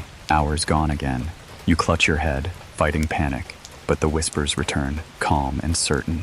Do not fear. Time is nothing. The words do not soothe. They tighten around your chest, pressing until you can hardly breathe. You stumble to the mirror, pulling back your sleeve. The marks blaze brighter, shifting faintly as though alive. You press your hand against them, but the heat burns through your palm. Your reflection stares back, pale and trembling, but behind your own eyes, you see something else. Shadows, tall, thin, silent, watching. You stumble back from the mirror, heart pounding. The reflection ripples faintly, like water disturbed. For a moment, you see yourself not in your room, but on the table again, surrounded by light. You blink, and the vision dissolves. You sink onto the floor, clutching your knees, trying to steady your breath. But deep down, you know the truth. The missing hours are not empty. They are full of things you cannot yet hold, memories too sharp for the waking mind. They are taken from you, folded away, stored somewhere beyond reach. But the marks on your skin prove they exist. And just before dawn, as pale light creeps through the curtains, you hear the whisper again, softer this time, almost tender. Next, we show you what walks in the storm. You dream of lightning that never ends. Flashes split the sky, each one lasting too long, holding the world in stark white for seconds at a time. Trees frozen mid-sway, rain suspended mid-fall, shadows stretched across the ground, not cast by branches or houses, but by tall, thin figures standing still in the fields. Each flash reveals them closer. Each flash keeps them longer. When you try to move, you find your body is stone, and the storm continues without mercy, painting the world in blinding fragments. You wake to thunder. It shakes the house, rattling the glass in the window frame. Rain lashes against the siding in violent bursts. The storm is real, alive, drumming its language across the night. You lie there in the dark, staring at the ceiling, your heart already racing. The storm has always unsettled you since the first whisper. Every downpour feels charged, every bolt of lightning a signal. Tonight is no different. The marks on your arm hum faintly, pulsing with each distant rumble. You rise, pulling on a sweater, and move to the window. The world outside is chaos. Trees whip back and forth. The fields beyond are seas of bending stalks. The sky is an ocean of black clouds, torn open again and again by silver fire. You watch as lightning forks across the horizon, illuminating the land in unnatural brilliance. And then you see them. Shadows, not cast by trees, not cast by houses. Tall, slender figures gliding across the yard, their bodies impossibly straight, their movements too smooth. For one heartbeat, you think they are tricks of the light. But then the lightning comes again, and they are still there. 3 of them, standing, watching. Your breath catches. You grip the window frame, knuckles white, unable to turn away. The rain pours harder, blurring the glass, but their silhouettes remain clear, sharper even than the storm itself. We walk in silence. The one whisper cuts into your mind, soft but undeniable. You stumble back from the window, clutching your chest. The words are not threat, not comfort, but truth. Another flash. They are closer now, at the edge of the yard. Their bodies long, their heads bowed slightly, their arms hanging too far. The lightning stretches them into impossible shapes, twisting their shadows until they seem taller than the trees. The thunder follows, rolling heavy, vibrating through your bones. You back away, but the pull of the window is stronger. You cannot look away. You wait for the next flash, dreading it, craving it. When it comes, they are gone. Only rain, only grass, only storm. But you do not breathe, because you feel them still. The air is thick with their presence, the silence between thunderclaps heavier than before. You retreat to the living room, lights flickering overhead. The house groans against the storm, wood creaking, windows rattling. You sink onto the couch, heart pounding, but before you can steady yourself, another flash splits the night. Through the front window, you see them again, this time closer, standing by the road. You gasp, the sound swallowed by thunder. The power flickers once, twice, then dies. Darkness floods the house, broken only by the silver strobe of lightning. Each flash brings them nearer. Each silence between hides them. You remember the dream, the endless lightning, the shadows that never left. You realize it was not dream at all. It was warning. You grab a candle, fumbling with matches, but your hands shake too hard. The match snaps. Another flash comes, and they are at the edge of the porch now, their silhouettes stretched across the steps. The thunder cracks so loud it rattles your teeth. You stagger back, dropping the candle. The house plunges into total dark again. We are closer than you know. The whisper is colder now, threaded through the storm itself. You press your palms over your ears, but the words bloom from inside, not outside. Another flash. They are gone. The yard is empty. The steps are bare. The storm rages without them. You sink to the floor, trembling, clutching your knees to your chest. The house groans around you, every creak a footstep, every gust a whisper.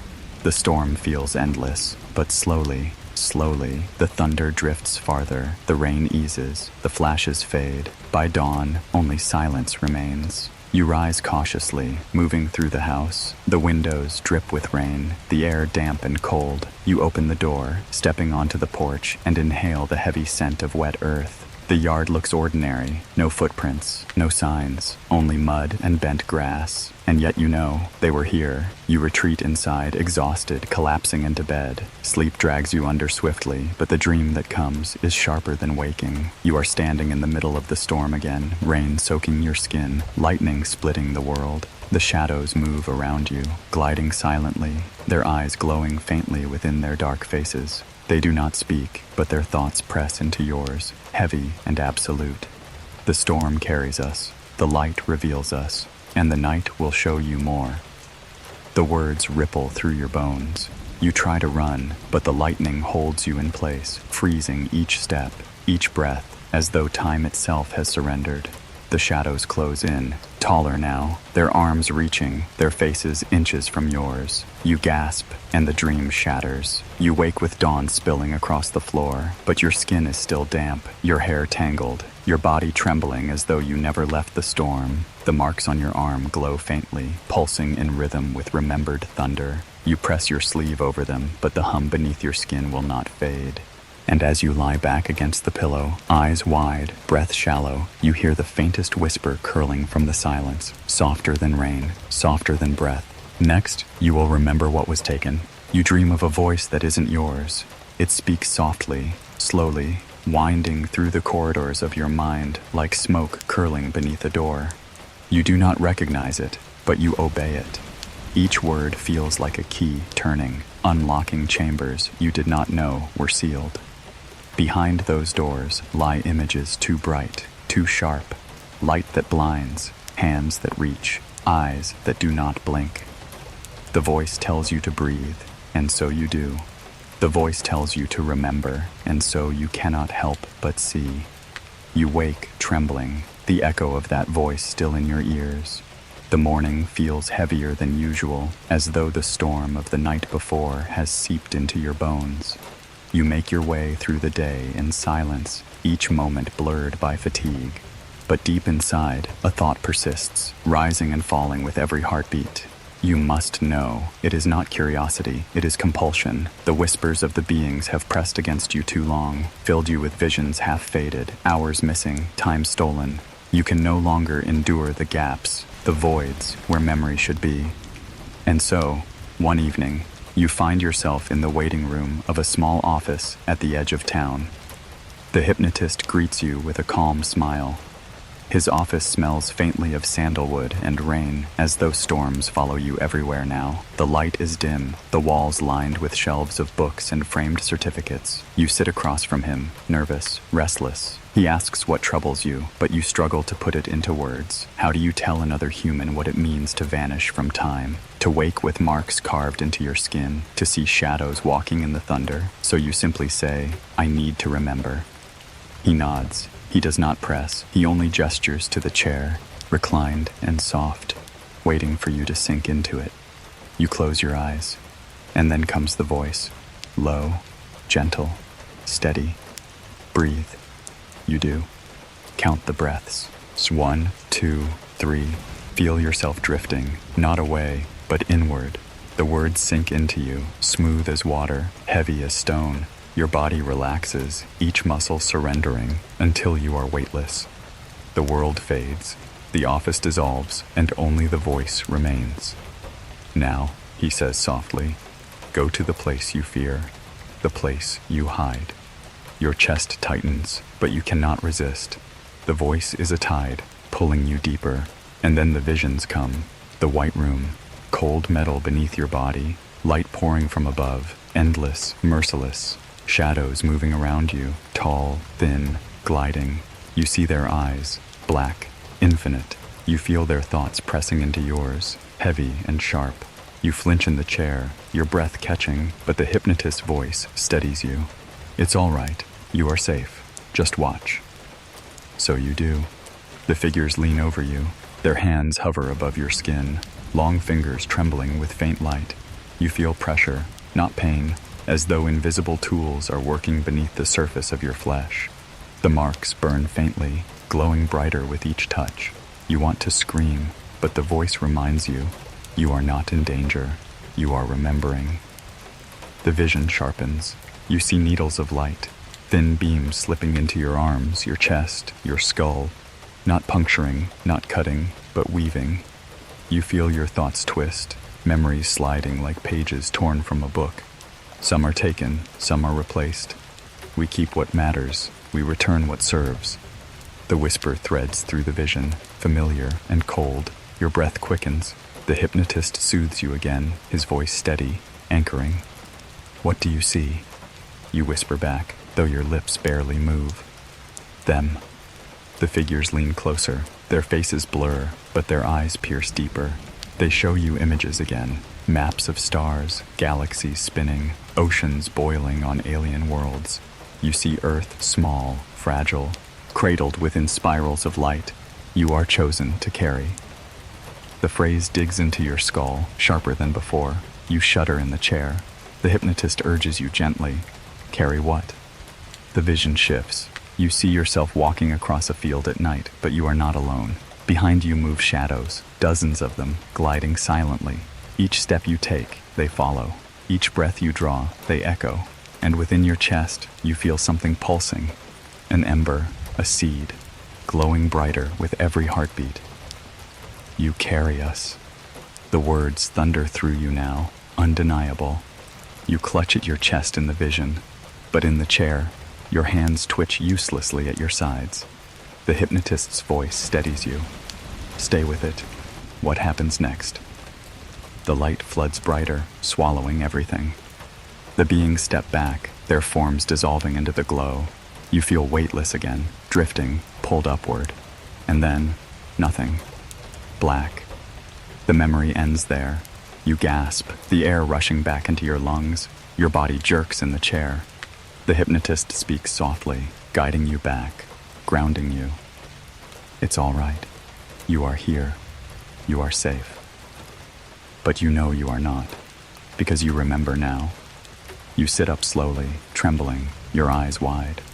The office feels ordinary, too ordinary, as though pretending nothing has happened. But the memory still burns inside you, sharper than ever. You touch your arm, and the marks throb in answer. The hypnotist studies you quietly. He does not ask questions. He only nods, as though he has seen this before. Perhaps he has. You leave the office in silence, stepping into the cool night air. The sky above is cloudless, the stars sharp and endless. You stare upward, your chest tight, your skin tingling. You know what the whispers meant now. You carry something they gave you or planted in you, or perhaps awakened within you. And as you walk to your car, the static hum begins again in your skull, faint but steady. We are in you. We are with you. The words soothe and terrify in equal measure. You grip the wheel as you drive home, every star above a watcher, every shadow on the roadside a companion. By the time you crawl into bed, you know sleep will not bring peace. It will only bring more memories. You lie awake for hours, staring at the ceiling, listening to the hum in your chest, waiting for the whispers to return.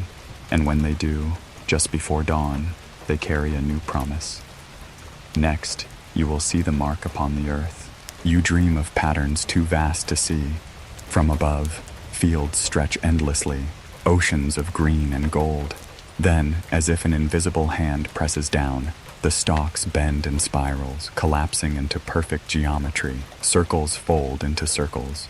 Lines cut across them, precise and deliberate, until the land itself becomes a page and something has written upon it. You hover above, weightless, watching symbols take shape, symbols you've seen before, symbols you wear on your skin, and as you stare down at them, the earth hums. You wake with the vibration still inside you. The morning air feels heavy, thick with electricity, though the storm has passed. The marks on your arm pulse faintly, warm beneath your sleeve. You rise, restless, unable to stay still, guided by a pull you no longer resist. You drive. The road curves out of town, away from houses, away from light. The fields open before you, wide and endless, their stalks whispering in the breeze. The sky stretches vast above, pale blue by day, infinite and sharp by night. And though you tell yourself you don't know where you're going, your body knows. The hum inside knows. At last, you stop. The field before you is different. The stalks bend not in the wind, but in submission. You step forward slowly, the ground soft with dew, the air carrying the sweet, damp scent of earth. And then you see it. The circle, vast and perfect, carved into the heart of the field. Stalks pressed flat, woven into spirals too intricate to be made by hand. The edges are sharp, flawless, as if measured by something beyond human understanding. You stand at its edge, breath shallow, trembling. The sight is beautiful, terrible, impossible. We write upon the earth as we write upon you. The whisper coils through your mind, smooth and certain. Your sleeve feels heavy. You pull it back slowly, and the marks on your arm glow in answer, their patterns identical to the shapes in the field. You step into the circle. The air shifts immediately, thicker, charged. The sound of the world fades, the rustle of stalks, the cry of distant birds, the hum of insects. Silence reigns, vast and absolute. Each step you take presses into the flattened stalks, but no sound follows. At the center, you stop. The earth vibrates faintly beneath your feet. You close your eyes, and images flood you. Stars bending into spirals, galaxies twisting like seeds upon the wind, oceans boiling away on foreign worlds, hands, long, pale, inhuman, tracing circles in light. This is our language. This is our memory. The words fill your chest, heavy with meaning. You kneel, pressing your palm to the ground, and the vibration grows stronger. It hums up your arm, into your bones, into the marks etched into your skin. For a moment, you cannot tell where the earth ends and you begin. You open your eyes and glance upward. The sky above is clear, but it does not feel empty. You sense them there, hovering beyond sight, watching as you stand in their design. The silence is proof. The geometry is proof. You whisper to yourself, though your voice trembles, "Why me?" The answer is immediate. Because you see, because you carry. You sink deeper into the silence, overwhelmed. The circle is not only written in the earth, it is written in you. The same patterns, the same spirals, carved into flesh and field alike. You rise slowly, the hum still pulsing in your chest, and walk the length of the circle. Each line is precise, each curve deliberate. You imagine the stalks pressed down in an instant, not by machines, not by hands, but by light itself. As dusk falls, the circle glows faintly. The stalks shimmer in the fading light, as though holding the last of the sun. You stand at the edge once more, gazing out at the perfection, and the weight of it crushes you. This is no prank, no accident. This is message. But for whom? The marks on your arm throb in answer. For those who listen, for those who remember. The whisper is softer now, almost tender. You clutch your arm, staring at the circle, and realize it is not only proof of them, it is proof of you. Your memories, your missing time, your visions, all carved into the land for others to see, if only they dare. You turn back toward the car, the night deepening around you. The air cools, the sky darkens, stars flicker awake. You glance over your shoulder once more, and in the distance, at the far edge of the field, you see them. Figures. Tall, thin, standing in silence at the boundary of the circle. Your chest tightens, you blink, and they vanish. Only stalks remain, bent and golden. But you know what you saw. You know they were there, watching. You drive home in silence, the hum still alive in your bones. When you arrive, you collapse onto the bed, staring at the ceiling, your mind full of spirals. Sleep drags you under swiftly, but the dream that follows is sharper than waking. You hover above the earth, weightless, watching as more circles bloom across fields, across continents. Spirals of light pressed into crops, messages carved in silence. Some humans gather, whispering in awe. Others dismiss, laugh, forget. But the designs remain, humming their truths to those who listen. We are everywhere. We are seen by those who see. The whisper echoes through the dream, through you, until the vision dissolves into darkness. You wake with dawn spilling through the curtains, the marks on your arms still glowing faintly. You sit up slowly, heart heavy, and realize you are not the same. The earth itself now carries the same message you do. And as you rise, the whisper comes once more, softer than breath, carried on the morning air. Next, you will stand beneath the light itself. You dream of thunder without rain. The sky above you splits with sound, rolling endlessly across a horizon you cannot see. But there are no clouds, no lightning, only a dome of pale silver light, vibrating with each rumble. The ground beneath your feet hums in rhythm, and you realize the thunder is not sky at all. It is the sound of something vast approaching, a storm carried not by weather, but by will. You look upward, and the light bends lower, lower, until it swallows you whole.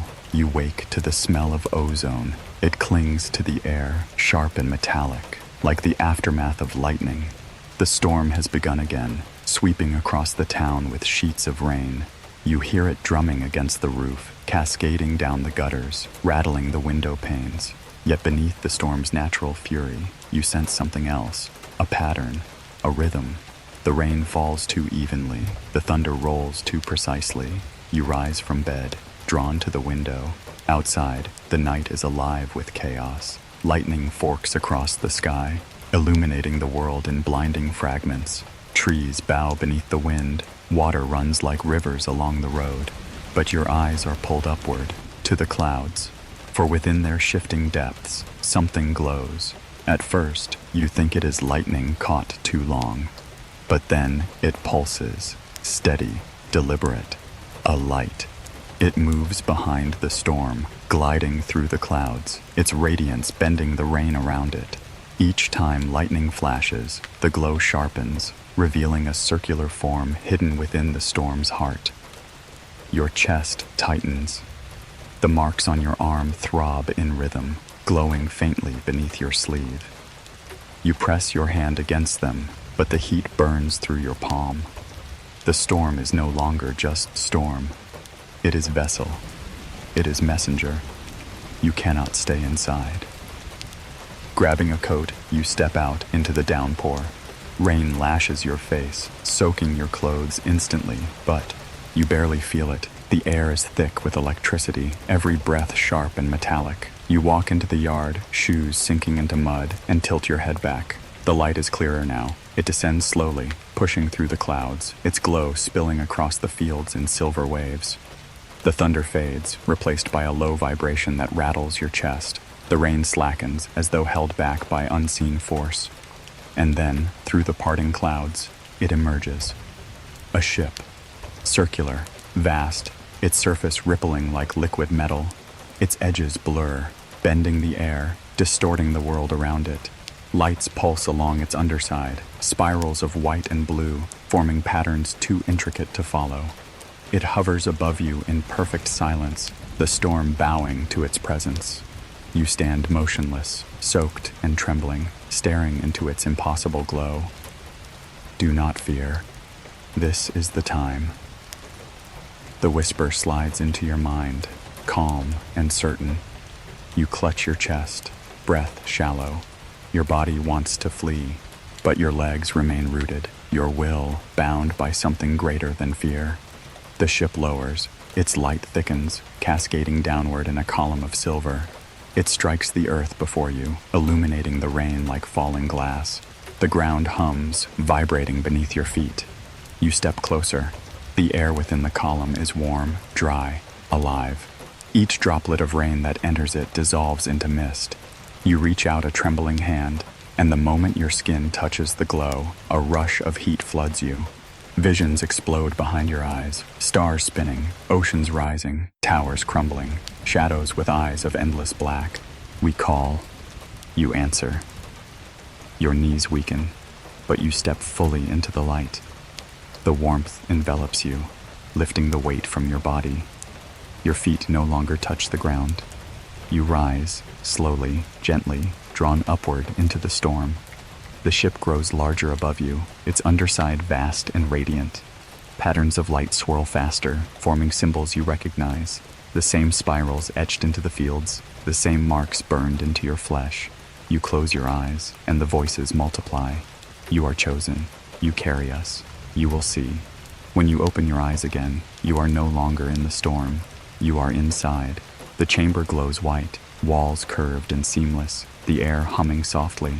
You float above a smooth surface, weightless, surrounded by figures.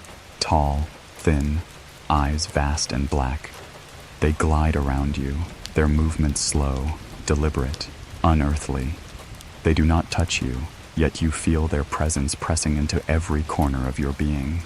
Their thoughts flow into yours, layered and endless. Do not resist. We guide. We prepare. You tremble, but cannot move. Your arms spread of their own accord, your body surrendered to the light. The marks on your skin blaze, glowing brighter than ever.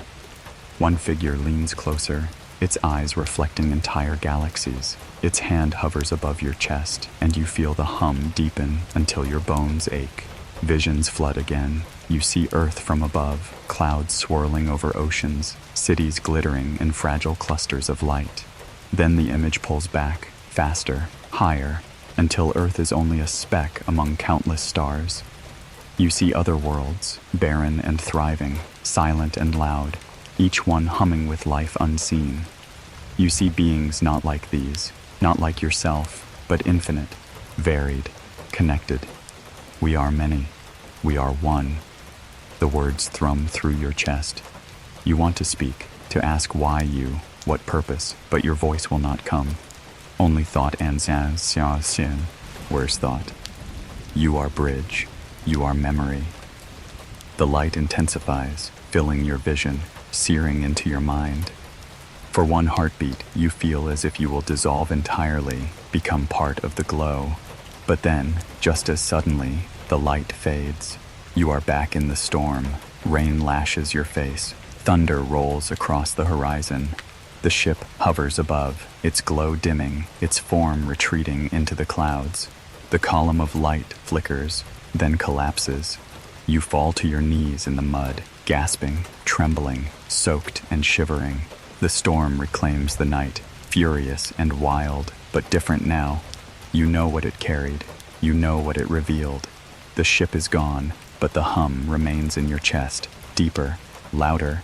You press your sleeve back, and the marks blaze in silver fire, burning brighter than lightning. You stumble back into the house, collapsing against the door, rainwater pooling around you. The storm rattles the windows, shakes the walls, but you no longer fear it, because you know the storm is not only storm. It is passage, it is contact. You crawl into bed at last, eyes heavy, body trembling. Sleep takes you swiftly, but the dream that follows is not dream at all. You see the ship again, hovering in silence. The beings stand within, their eyes locked on you, and the whisper comes, final, certain. Next, you will walk among us. You dream of falling upward. The ground dissolves beneath your feet, but instead of sinking into darkness, you rise. Higher and higher, the earth shrinking away, your body weightless, your breath caught between awe and terror. You reach for something to hold, but there is nothing. Only light, vast and merciless, pulling you toward it. Your skin tingles, your chest hums, and just before the light swallows you whole, you hear it. This is the passage. You wake gasping. The storm has ended. The house is still. But the air is wrong, too heavy, too charged, as though electricity has woven itself into every corner of the room. You sit up slowly, the silence pressing against your ears. The clock on the wall ticks softly, but its rhythm feels alien, out of step. You glance at the window. The sky is not black. It is silver. A glow spreads across the horizon, not the moon, not dawn, but something else, something descending. Your breath catches. The marks on your arm throb violently, glowing through the fabric of your sleeve. You press your palm against them, but the heat burns into your skin. The whisper follows, calm and steady. Now you come. You rise without thought. Your body moves as though guided. You open the door and step into the night. The glow fills the yard, spilling across the grass in waves of silver. The air is warm, too warm, carrying the sharp scent of ozone. You tilt your head back and see it. The ship, larger than before, lower. Its underside ripples with spirals of light, shifting in impossible patterns. The air bends around it, distorting trees, bending shadows. A column of radiance opens from its center, striking the ground before you. Your heart races, but your legs move forward, carrying you into the beam. The light is alive. It wraps around you, lifting you gently from the earth. Your body rises, weightless, your arms spreading without command. The glow falls away. The house, the trees, the yard shrink beneath you. The world itself fades into shadow as the ship swallows you whole.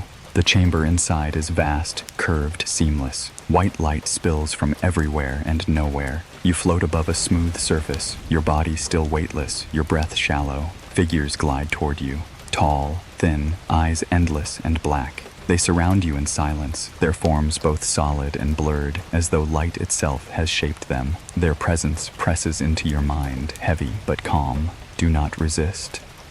You cannot. Even if you wanted to, your body no longer belongs to you.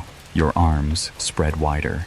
Your chest rises and falls in rhythm with the hum that fills the chamber. One figure leans closer. Its eyes lock onto yours, swallowing thought. Its hand hovers above your face, fingers long and pale, joints bending too many times. Light pours from its palm, sinking into your skin. The visions begin. Stars collapsing into fire, oceans boiling on alien shores, towers of glass rising beneath twin suns. You see them all in an instant, a flood of memory too vast to hold. Your skull aches, your chest burns, but you cannot look away. The figures glide closer, their thoughts press harder. You carry, you connect, you remember. You feel hands, not physical, but something deeper, reaching inside you. Thoughts unravel, memories scatter. You see your childhood window, the first whisper, the forgotten sighting. Each moment is pulled apart, examined, returned altered.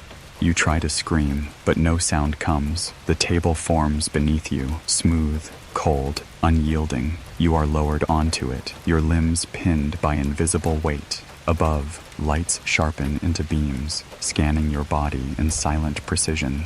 A figure moves to your side, its eyes glimmering with faint light. Its hand hovers above your chest, and you feel something enter, not sharp, not painful, but deep. A vibration threads through your bones, weaving into nerves and blood. Your vision blurs, the ceiling ripples. You see symbols forming above you, spirals of light twisting into language you cannot read but somehow understand. This is not harm, this is preparation. The words strike sharp. You shake beneath them, every nerve alight, but the restraints hold you still. Another figure approaches, holding something in its long fingers, a shard of light, shaped like a needle. It lowers it toward your arm. The marks blaze, answering its glow. The shard presses against your skin, sinking in without puncture, dissolving into you. The hum in your chest deepens. Your heartbeat falters, then sinks with it, becoming one rhythm. You are bridge. You are vessel. The phrase resounds through every nerve, every bone. You feel yourself unraveling, dissolving, no longer certain where you end and they begin. Time collapses. You see yourself as a child again, staring through the window at the first glow. You see yourself in the desert, frozen beneath the lights. You see the circle in the field, spirals pressed into earth. All of it leads here, all of it written. The light intensifies. For one heartbeat, you feel infinite, vast, connected to stars beyond number, to minds beyond flesh. And then, darkness. You wake. You are back in your room. The storm has passed, the world is still, but something is wrong. Your body feels heavy, denser than before. Your skin hums with residual light. You glance at your arm, and the marks blaze brighter than ever, their patterns shifting faintly as though alive. You stumble to the mirror. Your reflection stares back, pale, trembling, wide-eyed. But behind your own eyes, something moves. A shimmer, a shadow, a presence watching through you. We remain in you. The whisper curls through your skull, soft and final. You collapse onto the bed, clutching your arm, trembling. The house is silent, the world ordinary, but you know the truth. You were taken. And though you are back, you are no longer only yourself. As dawn creeps through the curtains, pale and fragile, you hear one last whisper, softer than breath, carried through the silence like a promise. Next, we show you the stars themselves. You dream of a sky that is not your own. The constellations are wrong. The patterns you grew up tracing as a child, the hunter, the bear, the serpent winding across the heavens, are gone. In their place are new shapes, unknown arrangements, a map written in light too ancient for your memory. The stars pulse in rhythm, shifting subtly, drawing lines between themselves until the entire sky becomes a diagram. And within that diagram lies something vast, waiting. You wake with your chest heavy, your eyes burning from visions you should not have seen. The room is still, the house silent, but the memory of the sky lingers. The marks on your arm glow faintly, their spirals pulsing like miniature constellations beneath your skin. Look up. The whisper is soft, almost tender. You obey. You step outside into the cool night. The storm is long gone, leaving the air crisp and sharp, scented with wet earth and leaves. Above you, the sky stretches vast and infinite. The stars glimmer in countless numbers, sharper than you've ever seen them. They feel closer, watching, waiting. At first, they appear ordinary, familiar, but the longer you stare, the more the patterns shift. The hunter dissolves, the bear collapses, new shapes emerge, lines threading themselves across the black canvas. Spirals, circles, the same language carved into the fields, the same language burned into your arm. You clutch your sleeve, trembling as the marks blaze brighter. The stars above answer, pulsing in the same rhythm. This is the memory of the sky. The whisper blooms in your skull, smooth and heavy. You sink to your knees, staring upward, your heart pounding. The stars are alive. They move, not visibly, not in ways human eyes should notice, but you feel it, an alignment, a message, and then the visions return. You are no longer in your yard. You are drifting high above Earth, weightless, the planet a fragile sphere beneath you. You rise higher still, past the moon, past the reach of satellites, into the black. Stars surround you, endless and cold. But they are not random. They shift, aligning themselves into patterns. You see paths drawn between them, rivers of light stretching across galaxies. You see corridors carved through the dark, invisible highways that beings have traveled for longer than you can imagine. We are not bound to one world. We are not bound to one sky. The words press into your chest. You see their ships gliding through these star paths, not bound by fuel or wings, but by light itself, bending space as easily as you bend your fingers. You watch as they arrive at worlds beyond count, deserts lit by twin suns, oceans boiling beneath green skies, frozen plains sparkling beneath rings of ice. You see civilizations rise and fall, towers of glass crumbling into sand, cities floating on oceans, vanishing beneath storms. You see beings, some tall and thin like those who watch you, others stranger still, shapes you cannot name, eyes you cannot comprehend. We are many, we are one. The phrase echoes again, weaving through the vision. You shiver, trying to hold the enormity of it. You are only one, fragile and small, yet they have shown you the lives of countless others, the secrets of stars themselves. The vision shifts again. You see Earth, glowing blue against the black, but you do not see it as you know it. You see it marked.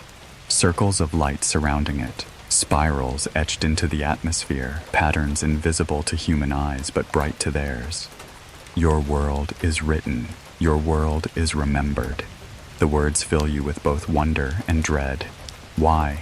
Why Earth? Why you? The answer comes, calm and unyielding. Because you listen. Because you carry.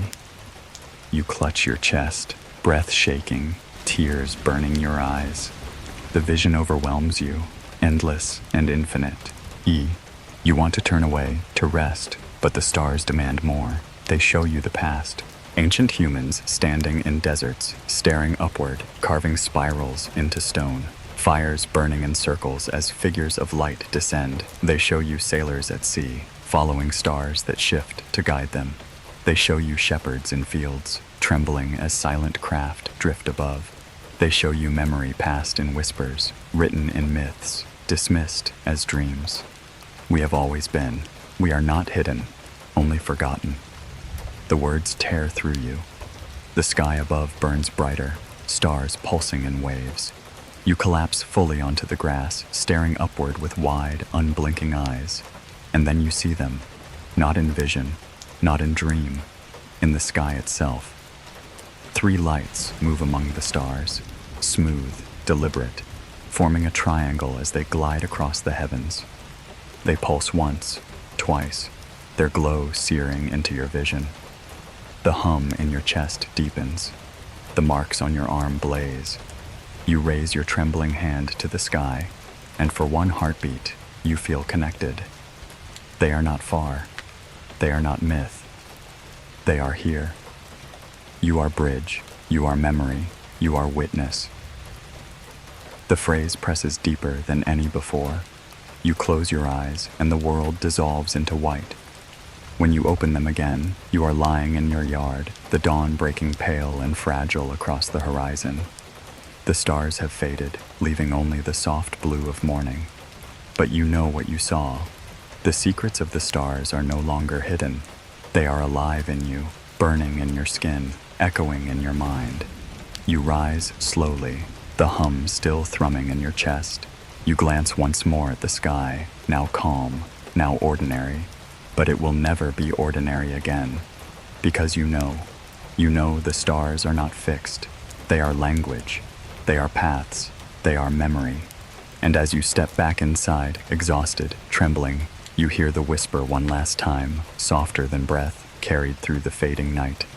Next, you will see what walks among your kind. You dream of falling again.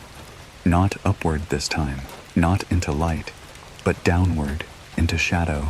The stars recede above you, folding back into their eternal silence, while earth swells below. Blue and green and brown, veined with rivers, shrouded in clouds. It should feel like homecoming, but it doesn't. The closer you fall, the heavier you become, as though gravity is not only pulling at your body, but at your very soul. Just before you strike the ground, you wake. Your breath comes shallow. The air in your lungs tastes different, stale, heavier than it should be. You open your eyes to the ceiling of your room, its familiar cracks and shadows, but something feels off. The silence is wrong. The rhythm of the world has shifted. You sit up slowly. The sheets cling to you with dampness, as though you've been sweating for days. Sunlight filters faintly through the curtains, but it is weak, pale, drained of warmth. You swing your legs to the floor, and for a long moment, you simply sit there, trembling, your body heavy in ways it never was before. You are back, but you are not the same. The house feels smaller, the air heavier. Every creak of the wood echoes too loudly. Every shadow seems to stretch too far. You rise unsteadily, moving through the hall, touching the walls as if to remind yourself they are solid. But even solid things feel thinner now, as if the veil between here and elsewhere has grown fragile. Outside, the world greets you with stillness. Trees sway gently in the breeze. Birds wheel lazily overhead. The ordinary rhythm of earth continues, oblivious to the storm that tore through you.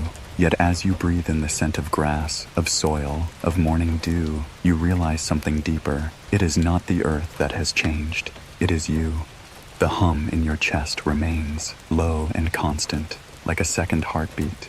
The marks on your arm glow faintly even in daylight, their spite thin, rawls shifting like constellations alive beneath your skin. You cover them with your sleeve, but the warmth does not fade.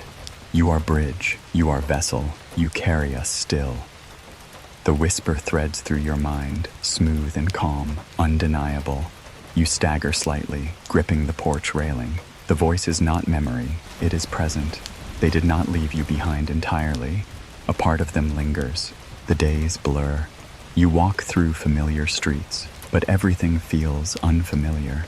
Neighbors wave, their smiles polite, unaware that your skin burns with marks not of this world. Cars pass by, their engines loud and clumsy compared to the silent grace you've witnessed. The sky above stretches vast, but you no longer see stars as dots of fire. You see them as doors. At night, you lie awake, staring at the ceiling, listening to the hum inside you. Sometimes it grows louder, vibrating your bones. Sometimes it softens, almost lulling. But it never leaves. And when you close your eyes, visions come unbidden, spirals of galaxies, corridors of light, figures gliding in silence. We remain in you. The voice is softer now, almost tender. Yet with it comes a weight, a burden. You are no longer just a witness. You are a carrier. One evening, you walk to the edge of the field where the crop circle still lingers. Weeks have passed, yet the stalks remain bent, pressed into flawless geometry. You stand at its edge, staring at the spirals, the way they mirror the marks on your arm. The air hums faintly, vibrating through the earth. You step inside. The silence deepens instantly, heavy and charged. Each step you take presses into the woven stalks, yet no sound follows. At the center, you kneel, pressing your palm against the earth. Heat rises into you, connecting the circle to your marks, your chest, your mind. Visions flare. You see yourself lying on the table again, light flooding your body.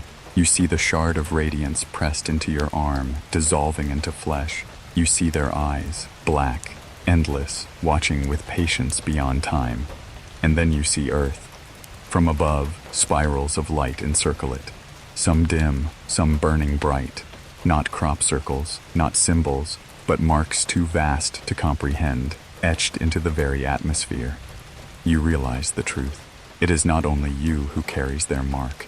It is the world itself. We do not leave. We remain. The words burn through you, filling every nerve. You collapse onto your knees, tears blurring your vision. The truth is too large, too heavy. You are part of something endless, something Earth has denied but cannot escape. When you rise, the night has fallen. Stars glimmer sharp and bright above. You stand in the circle, staring upward, waiting, and you see them again. 3 lights gliding in perfect formation, silent, smooth. They pulse once, twice, their glow searing into your chest. You lift your trembling hand, sleeve sliding back, and the marks blaze in answer. For one heartbeat, you feel connected again. Bridge, vessel, witness. And then the lights vanish.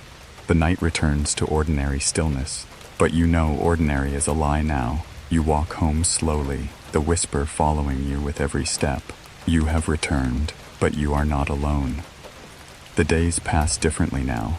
People seem the same, yet not. You notice things you never noticed before. Pauses too long in conversation, glances too sharp, movements too precise. You wonder how many among them are truly themselves, and how many are vessels, bridges, carriers like you. You cannot ask, you cannot tell, you only listen. At night, the whispers grow louder. Sometimes they soothe, sometimes they command, sometimes they speak in languages you do not know, yet still understand. Always they remind you, you are not done. And one night, as rain begins to fall again, you hear them most clearly. Next, you will see us in their faces. You dream of people without voices. They stand in a crowd, men, women, children, faces familiar, postures ordinary. But when they speak, no sound comes. Their mouths move, words forming in silence, their eyes unblinking, fixed upon you. The silence grows heavier until it roars like thunder in your ears. And then, as one, They turn and walk away, their footsteps perfectly synchronized, their movements too smooth to be human. You wake with the weight of that silence still pressing against your chest. The night is calm, but it feels staged, as if the world itself is holding its breath. The hum in your chest lingers, softer now, but constant. You glance at the clock, at the window, at the marks on your arm glowing faintly in the moonlight. Everything is ordinary, yet none of it is real. You step outside into the cool air. The street is empty, houses sleep, their windows dark, their doors closed. But you know you are not alone. You feel the weight of eyes, the quiet press of presence hidden in the stillness. And then you see them. 2 figures at the corner, standing too still, faces shadowed beneath wide-brimmed hats, long coats brushing the pavement, though there is no wind. Their heads tilt slightly toward you, but they do not move, do not speak. Your chest tightens. The dream bleeds into waking. You step back toward the door, but the whisper arrives before you can move. They are not what they seem. The words ripple through your skull, heavy and cold. You glance again at the corner, but the figures are gone. Only empty street remains, glistening faintly in the moonlight. The next day, you hear whispers in town. At the diner, someone mentions 2 strangers asking questions about lights in the sky. At the post office, another mutters about official men visiting. Their eyes strange, their voices too perfect. Nobody lingers on the stories. They shake their heads, laugh nervously, and move on. But you cannot, because you know what they've seen. That evening, the radio hums again. Static bursts between stations, sharp and insistent, and within it, you hear the phrase repeated in a dozen fractured tones. They silence, they erase, they walk among you. Your skin prickles. You turn off the radio, but the whisper does not fade. It threads through the quiet house, pressing into your bones. Night falls. You sit by the window, staring at the street. At first, it is empty, calm. But then you notice them. 3 this time. Walking side by side, their coats gleaming faintly under the streetlights. Their movements are too precise, their steps too in sync. They do not look around, do not acknowledge each other. They simply walk, as if guided by one thought, one will. You hold your breath, watching as they stop outside a neighbor's house. They stand there for a long moment, unmoving, heads tilted as if listening to something within. Then, without knocking, without speaking, they turn in unison and walk away. The whisper follows. Do not speak, do not reveal. You tremble, pulling the curtain closed, but the silence is worse. You hear faint knocks echoing in memory, 3 slow raps, deliberate, patient. You remember the porch, the door, the waiting. You cannot sleep. Each creak of the house feels like footsteps. Each gust of wind sounds like a knock. You lie awake, staring at the ceiling, listening to the hum in your chest, waiting. Hours pass like minutes, minutes like days. And then, just before dawn, it happens. A knock at the door, 3 raps, slow, heavy, deliberate. Your breath catches. You rise slowly, your body trembling, and step toward the door. The silence presses harder with each step. You lean close, peering through the peephole. 2 figures, coats dark, hats low, their faces blurred by shadow. They stand perfectly still, hands folded neatly, eyes fixed upon the door. You stagger back, heart pounding, but the knocking does not return. They wait. They could wait forever. You retreat to the back window, peering out into the street. Empty, ordinary, the porch bare. But you do not believe it. You close the curtains, crawl into bed, and pull the blanket tight. Sleep comes only in fragments, broken by dreams of voices without sound, of faces that dissolve into shadows, of eyes that do not blink. They wear faces that are not their own. The whisper threads through each dream, chilling and final. You wake with the sun spilling pale across the floor. The world outside is calm again. Neighbors move through their daily rhythms. Cars hum down the street. Children laugh faintly in the distance. Everything looks normal, But you know normal is a lie. The silent agents are here. They walk among you, wearing borrowed faces, speaking borrowed words. They ask questions not their own. They erase what they must. They silence those who remember too much. And as you lie awake that night, staring at the moite ceiling, the whisper returns one last time, softer than breath, colder than rain. Next, you will see the cover they build. You dream of a room without windows. Rows of filing cabinets stretch into the dark, each one locked, each one humming faintly as though alive. You open one at random, and inside are not papers, not photographs, but fragments of memory, faces you do not recognize, voices you have never heard, ships you have never seen. You reach for one, but the cabinet slams shut on its own, sealing the truth away. The sound echoes like thunder, and a voice whispers from the silence, "What is hidden is not gone." You wake with the weight of those words pressing into your chest. The morning feels colder than it should. The hum in your bones lingers, soft but insistent. You rise and move through your house, each step heavy, as though the dream has followed you into waking. The marks on your arm glow faintly, pulsing with a rhythm you cannot ignore. You sit at your desk, pulling the hidden file from beneath the bed. The one you should not have found, the one that was never meant for you. The pages spread across the wood, photographs and reports scattered like fragments of truth. You trace the lines of maps marked with red circles, the sketches of spirals identical to the ones etched in your flesh. But this time, you notice something more. Names, dates, locations, and then the black bars of censorship, blotting them out like shadows. Testimonies cut in half, reports ending mid-sentence, whole sections stamped with classified. Your chest tightens. You understand now. The silence is not accident, it is design. They cover what they cannot erase. The whisper coils through your mind, calm but heavy. You shudder, staring at the censored pages, your breath shallow. Every story you've heard, of lights in the sky, of vanished planes, of strange marks, was written down once, witnessed, recorded, but buried. That night, you cannot resist. You drive to the library again, to the archive where you first pulled the folder that should not exist. The building is quiet, its windows dark, its air heavy with dust.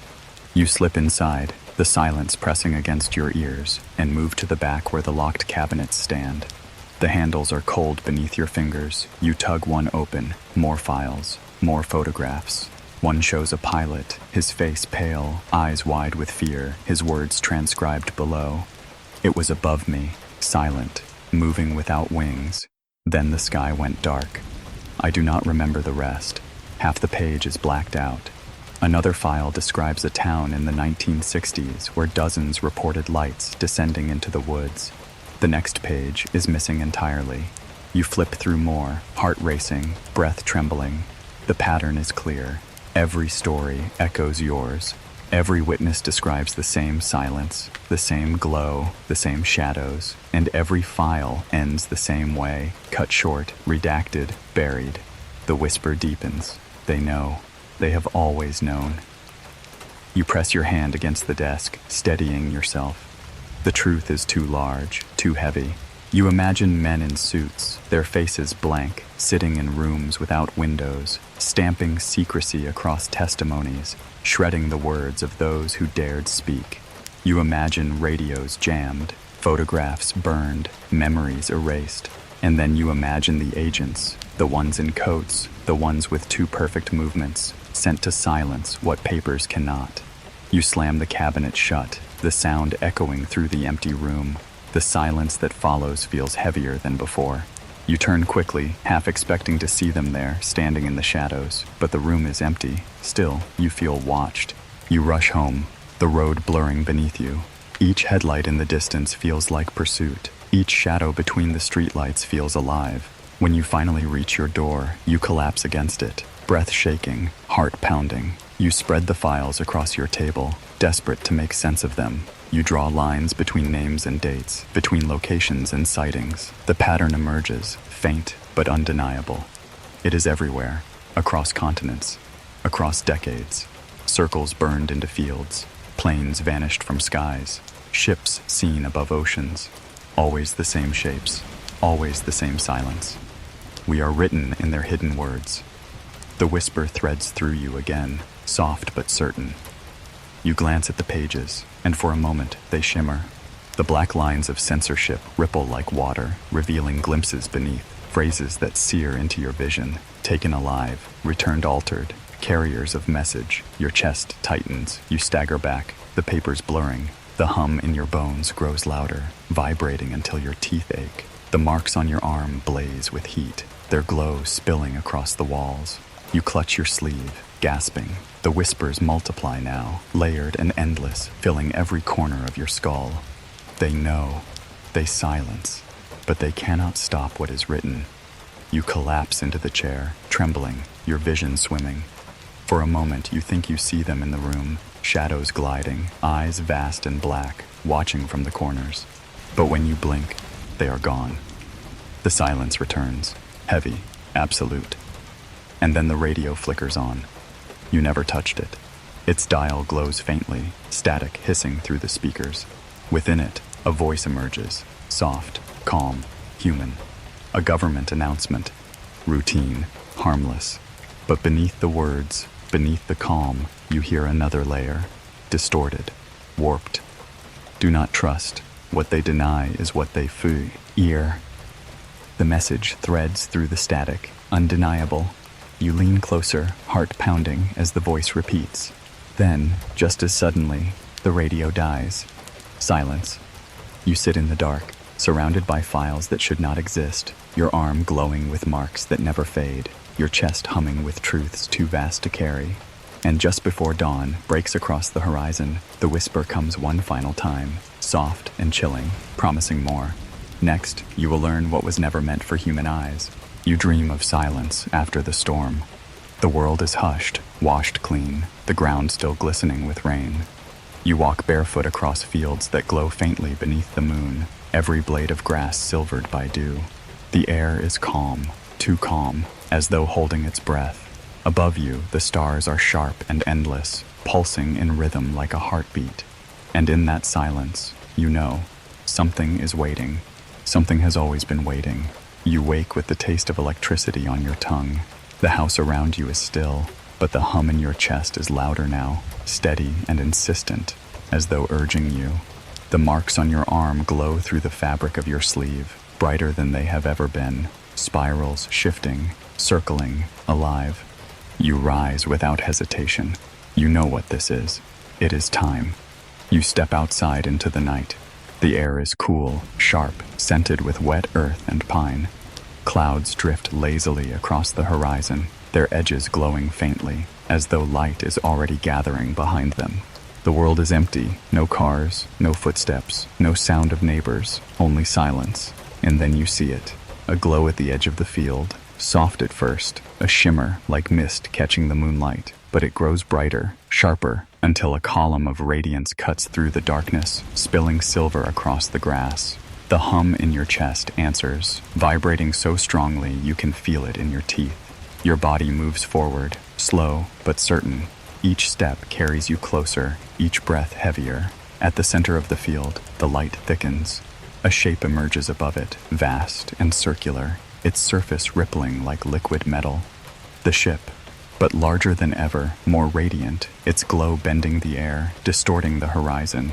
The spirals of light on its underside shift endlessly, weaving into patterns that mirror the marks etched into your skin. You are ready. The whisper threads through. Your mind, not harsh, not cold, but final. You shiver, your breath trembling. You whisper into the night, though your voice barely carries. For what? The answer comes at once. To cross. The column of light widens, spilling warmth across you. The air vibrates, the ground humming as though alive. You step forward, into the beam. Instantly, the world dissolves. You rise weightless, pulled upward into radiance. The storm is gone, the earth is gone, the sky itself replaced by endless white. You close your eyes, trembling, as warmth floods through every nerve, every bone. When you open them again, you are inside. The chamber glows with seamless light. No walls, no ceiling, only an expanse that curves beyond sight. Figures glide toward you. Tall, thin, their eyes vast and black, their movements both graceful and alien. They surround you in silence, their thoughts pressing into yours. You have carried, you have remembered, now you see. One figure steps closer. Its hand hovers above your chest, and the hum inside you deepens until your body aches. Light spills from its palm, sinking into you, flooding your veins, your breath, your vision. The stars return, but not as you know them. You see paths stretching between them, corridors of light threading galaxies together.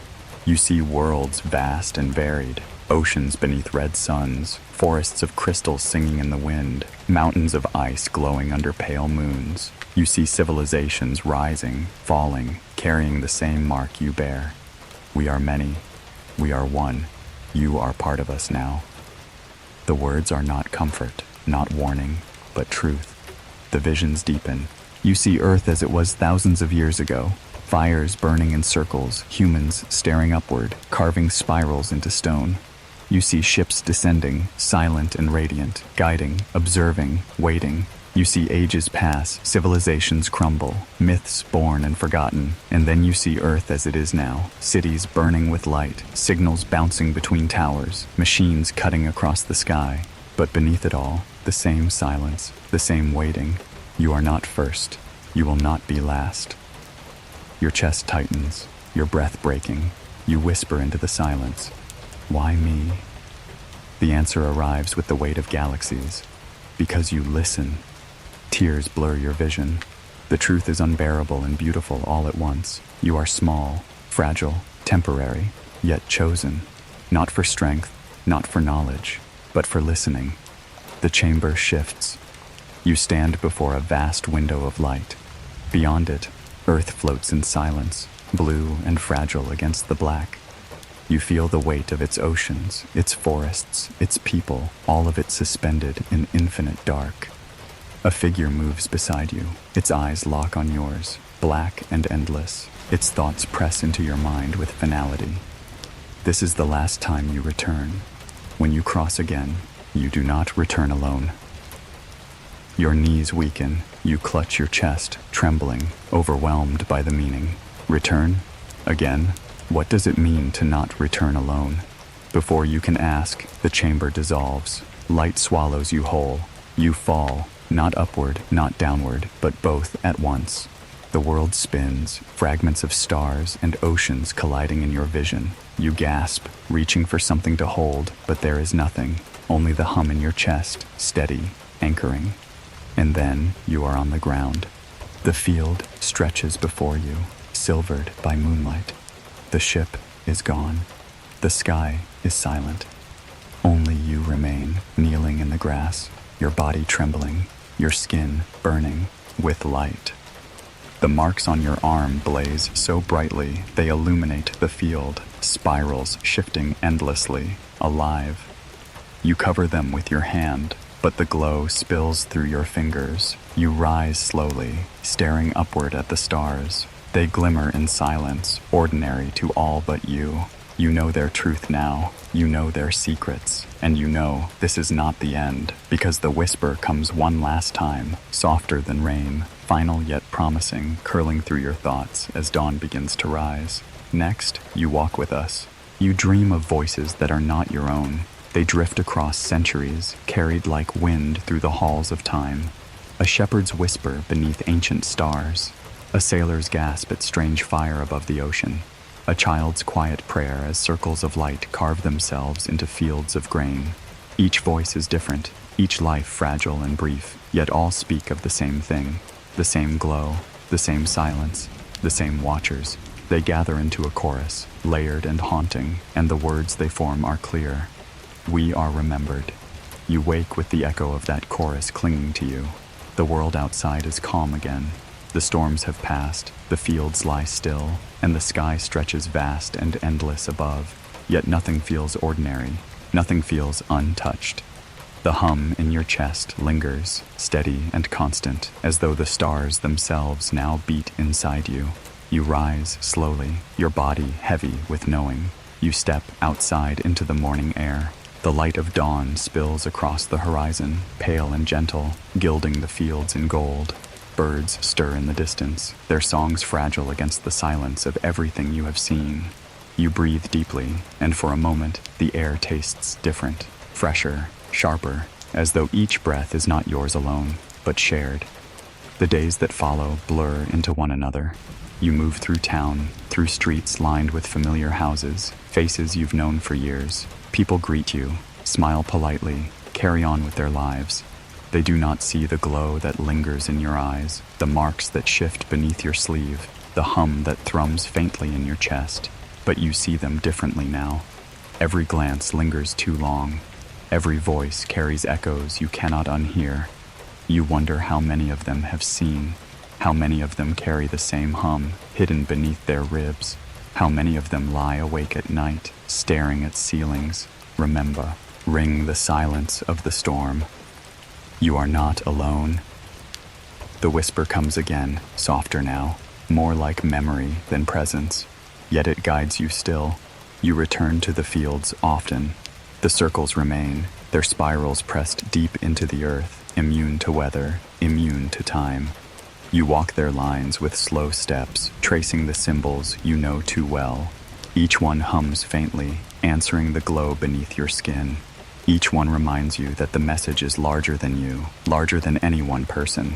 You begin to notice more. Stories in the news, buried at the edge of broadcasts, farmers whispering about lights over pastures, pilots speaking of orbs that glide silently beside their planes, reports dismissed, erased, forgotten, yet you know they are threads of the same fabric.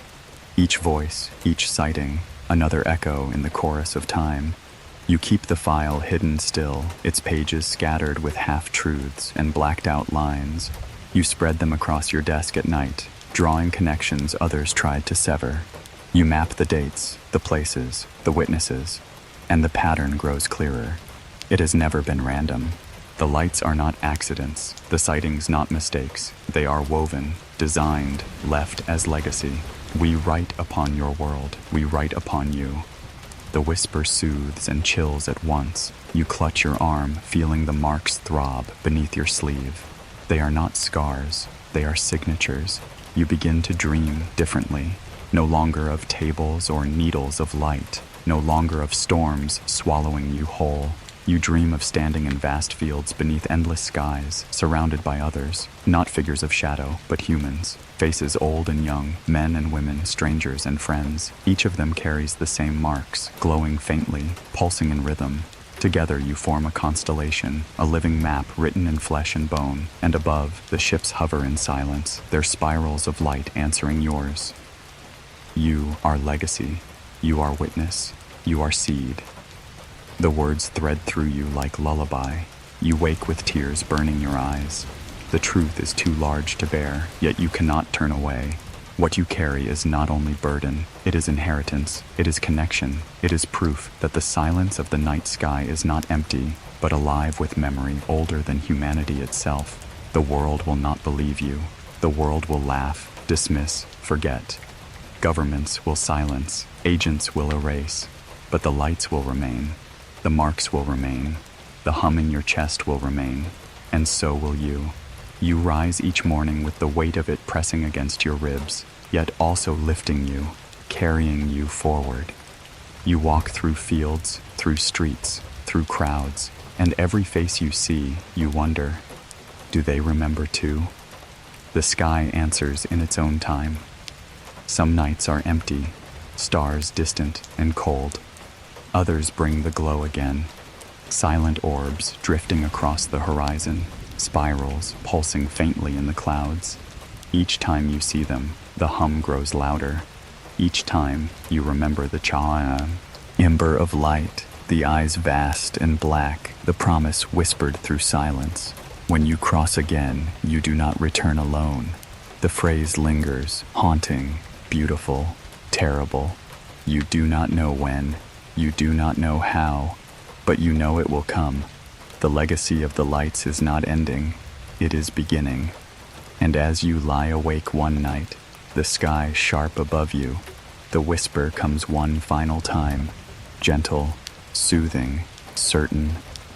Next, others will listen, others will remember, and the chorus will grow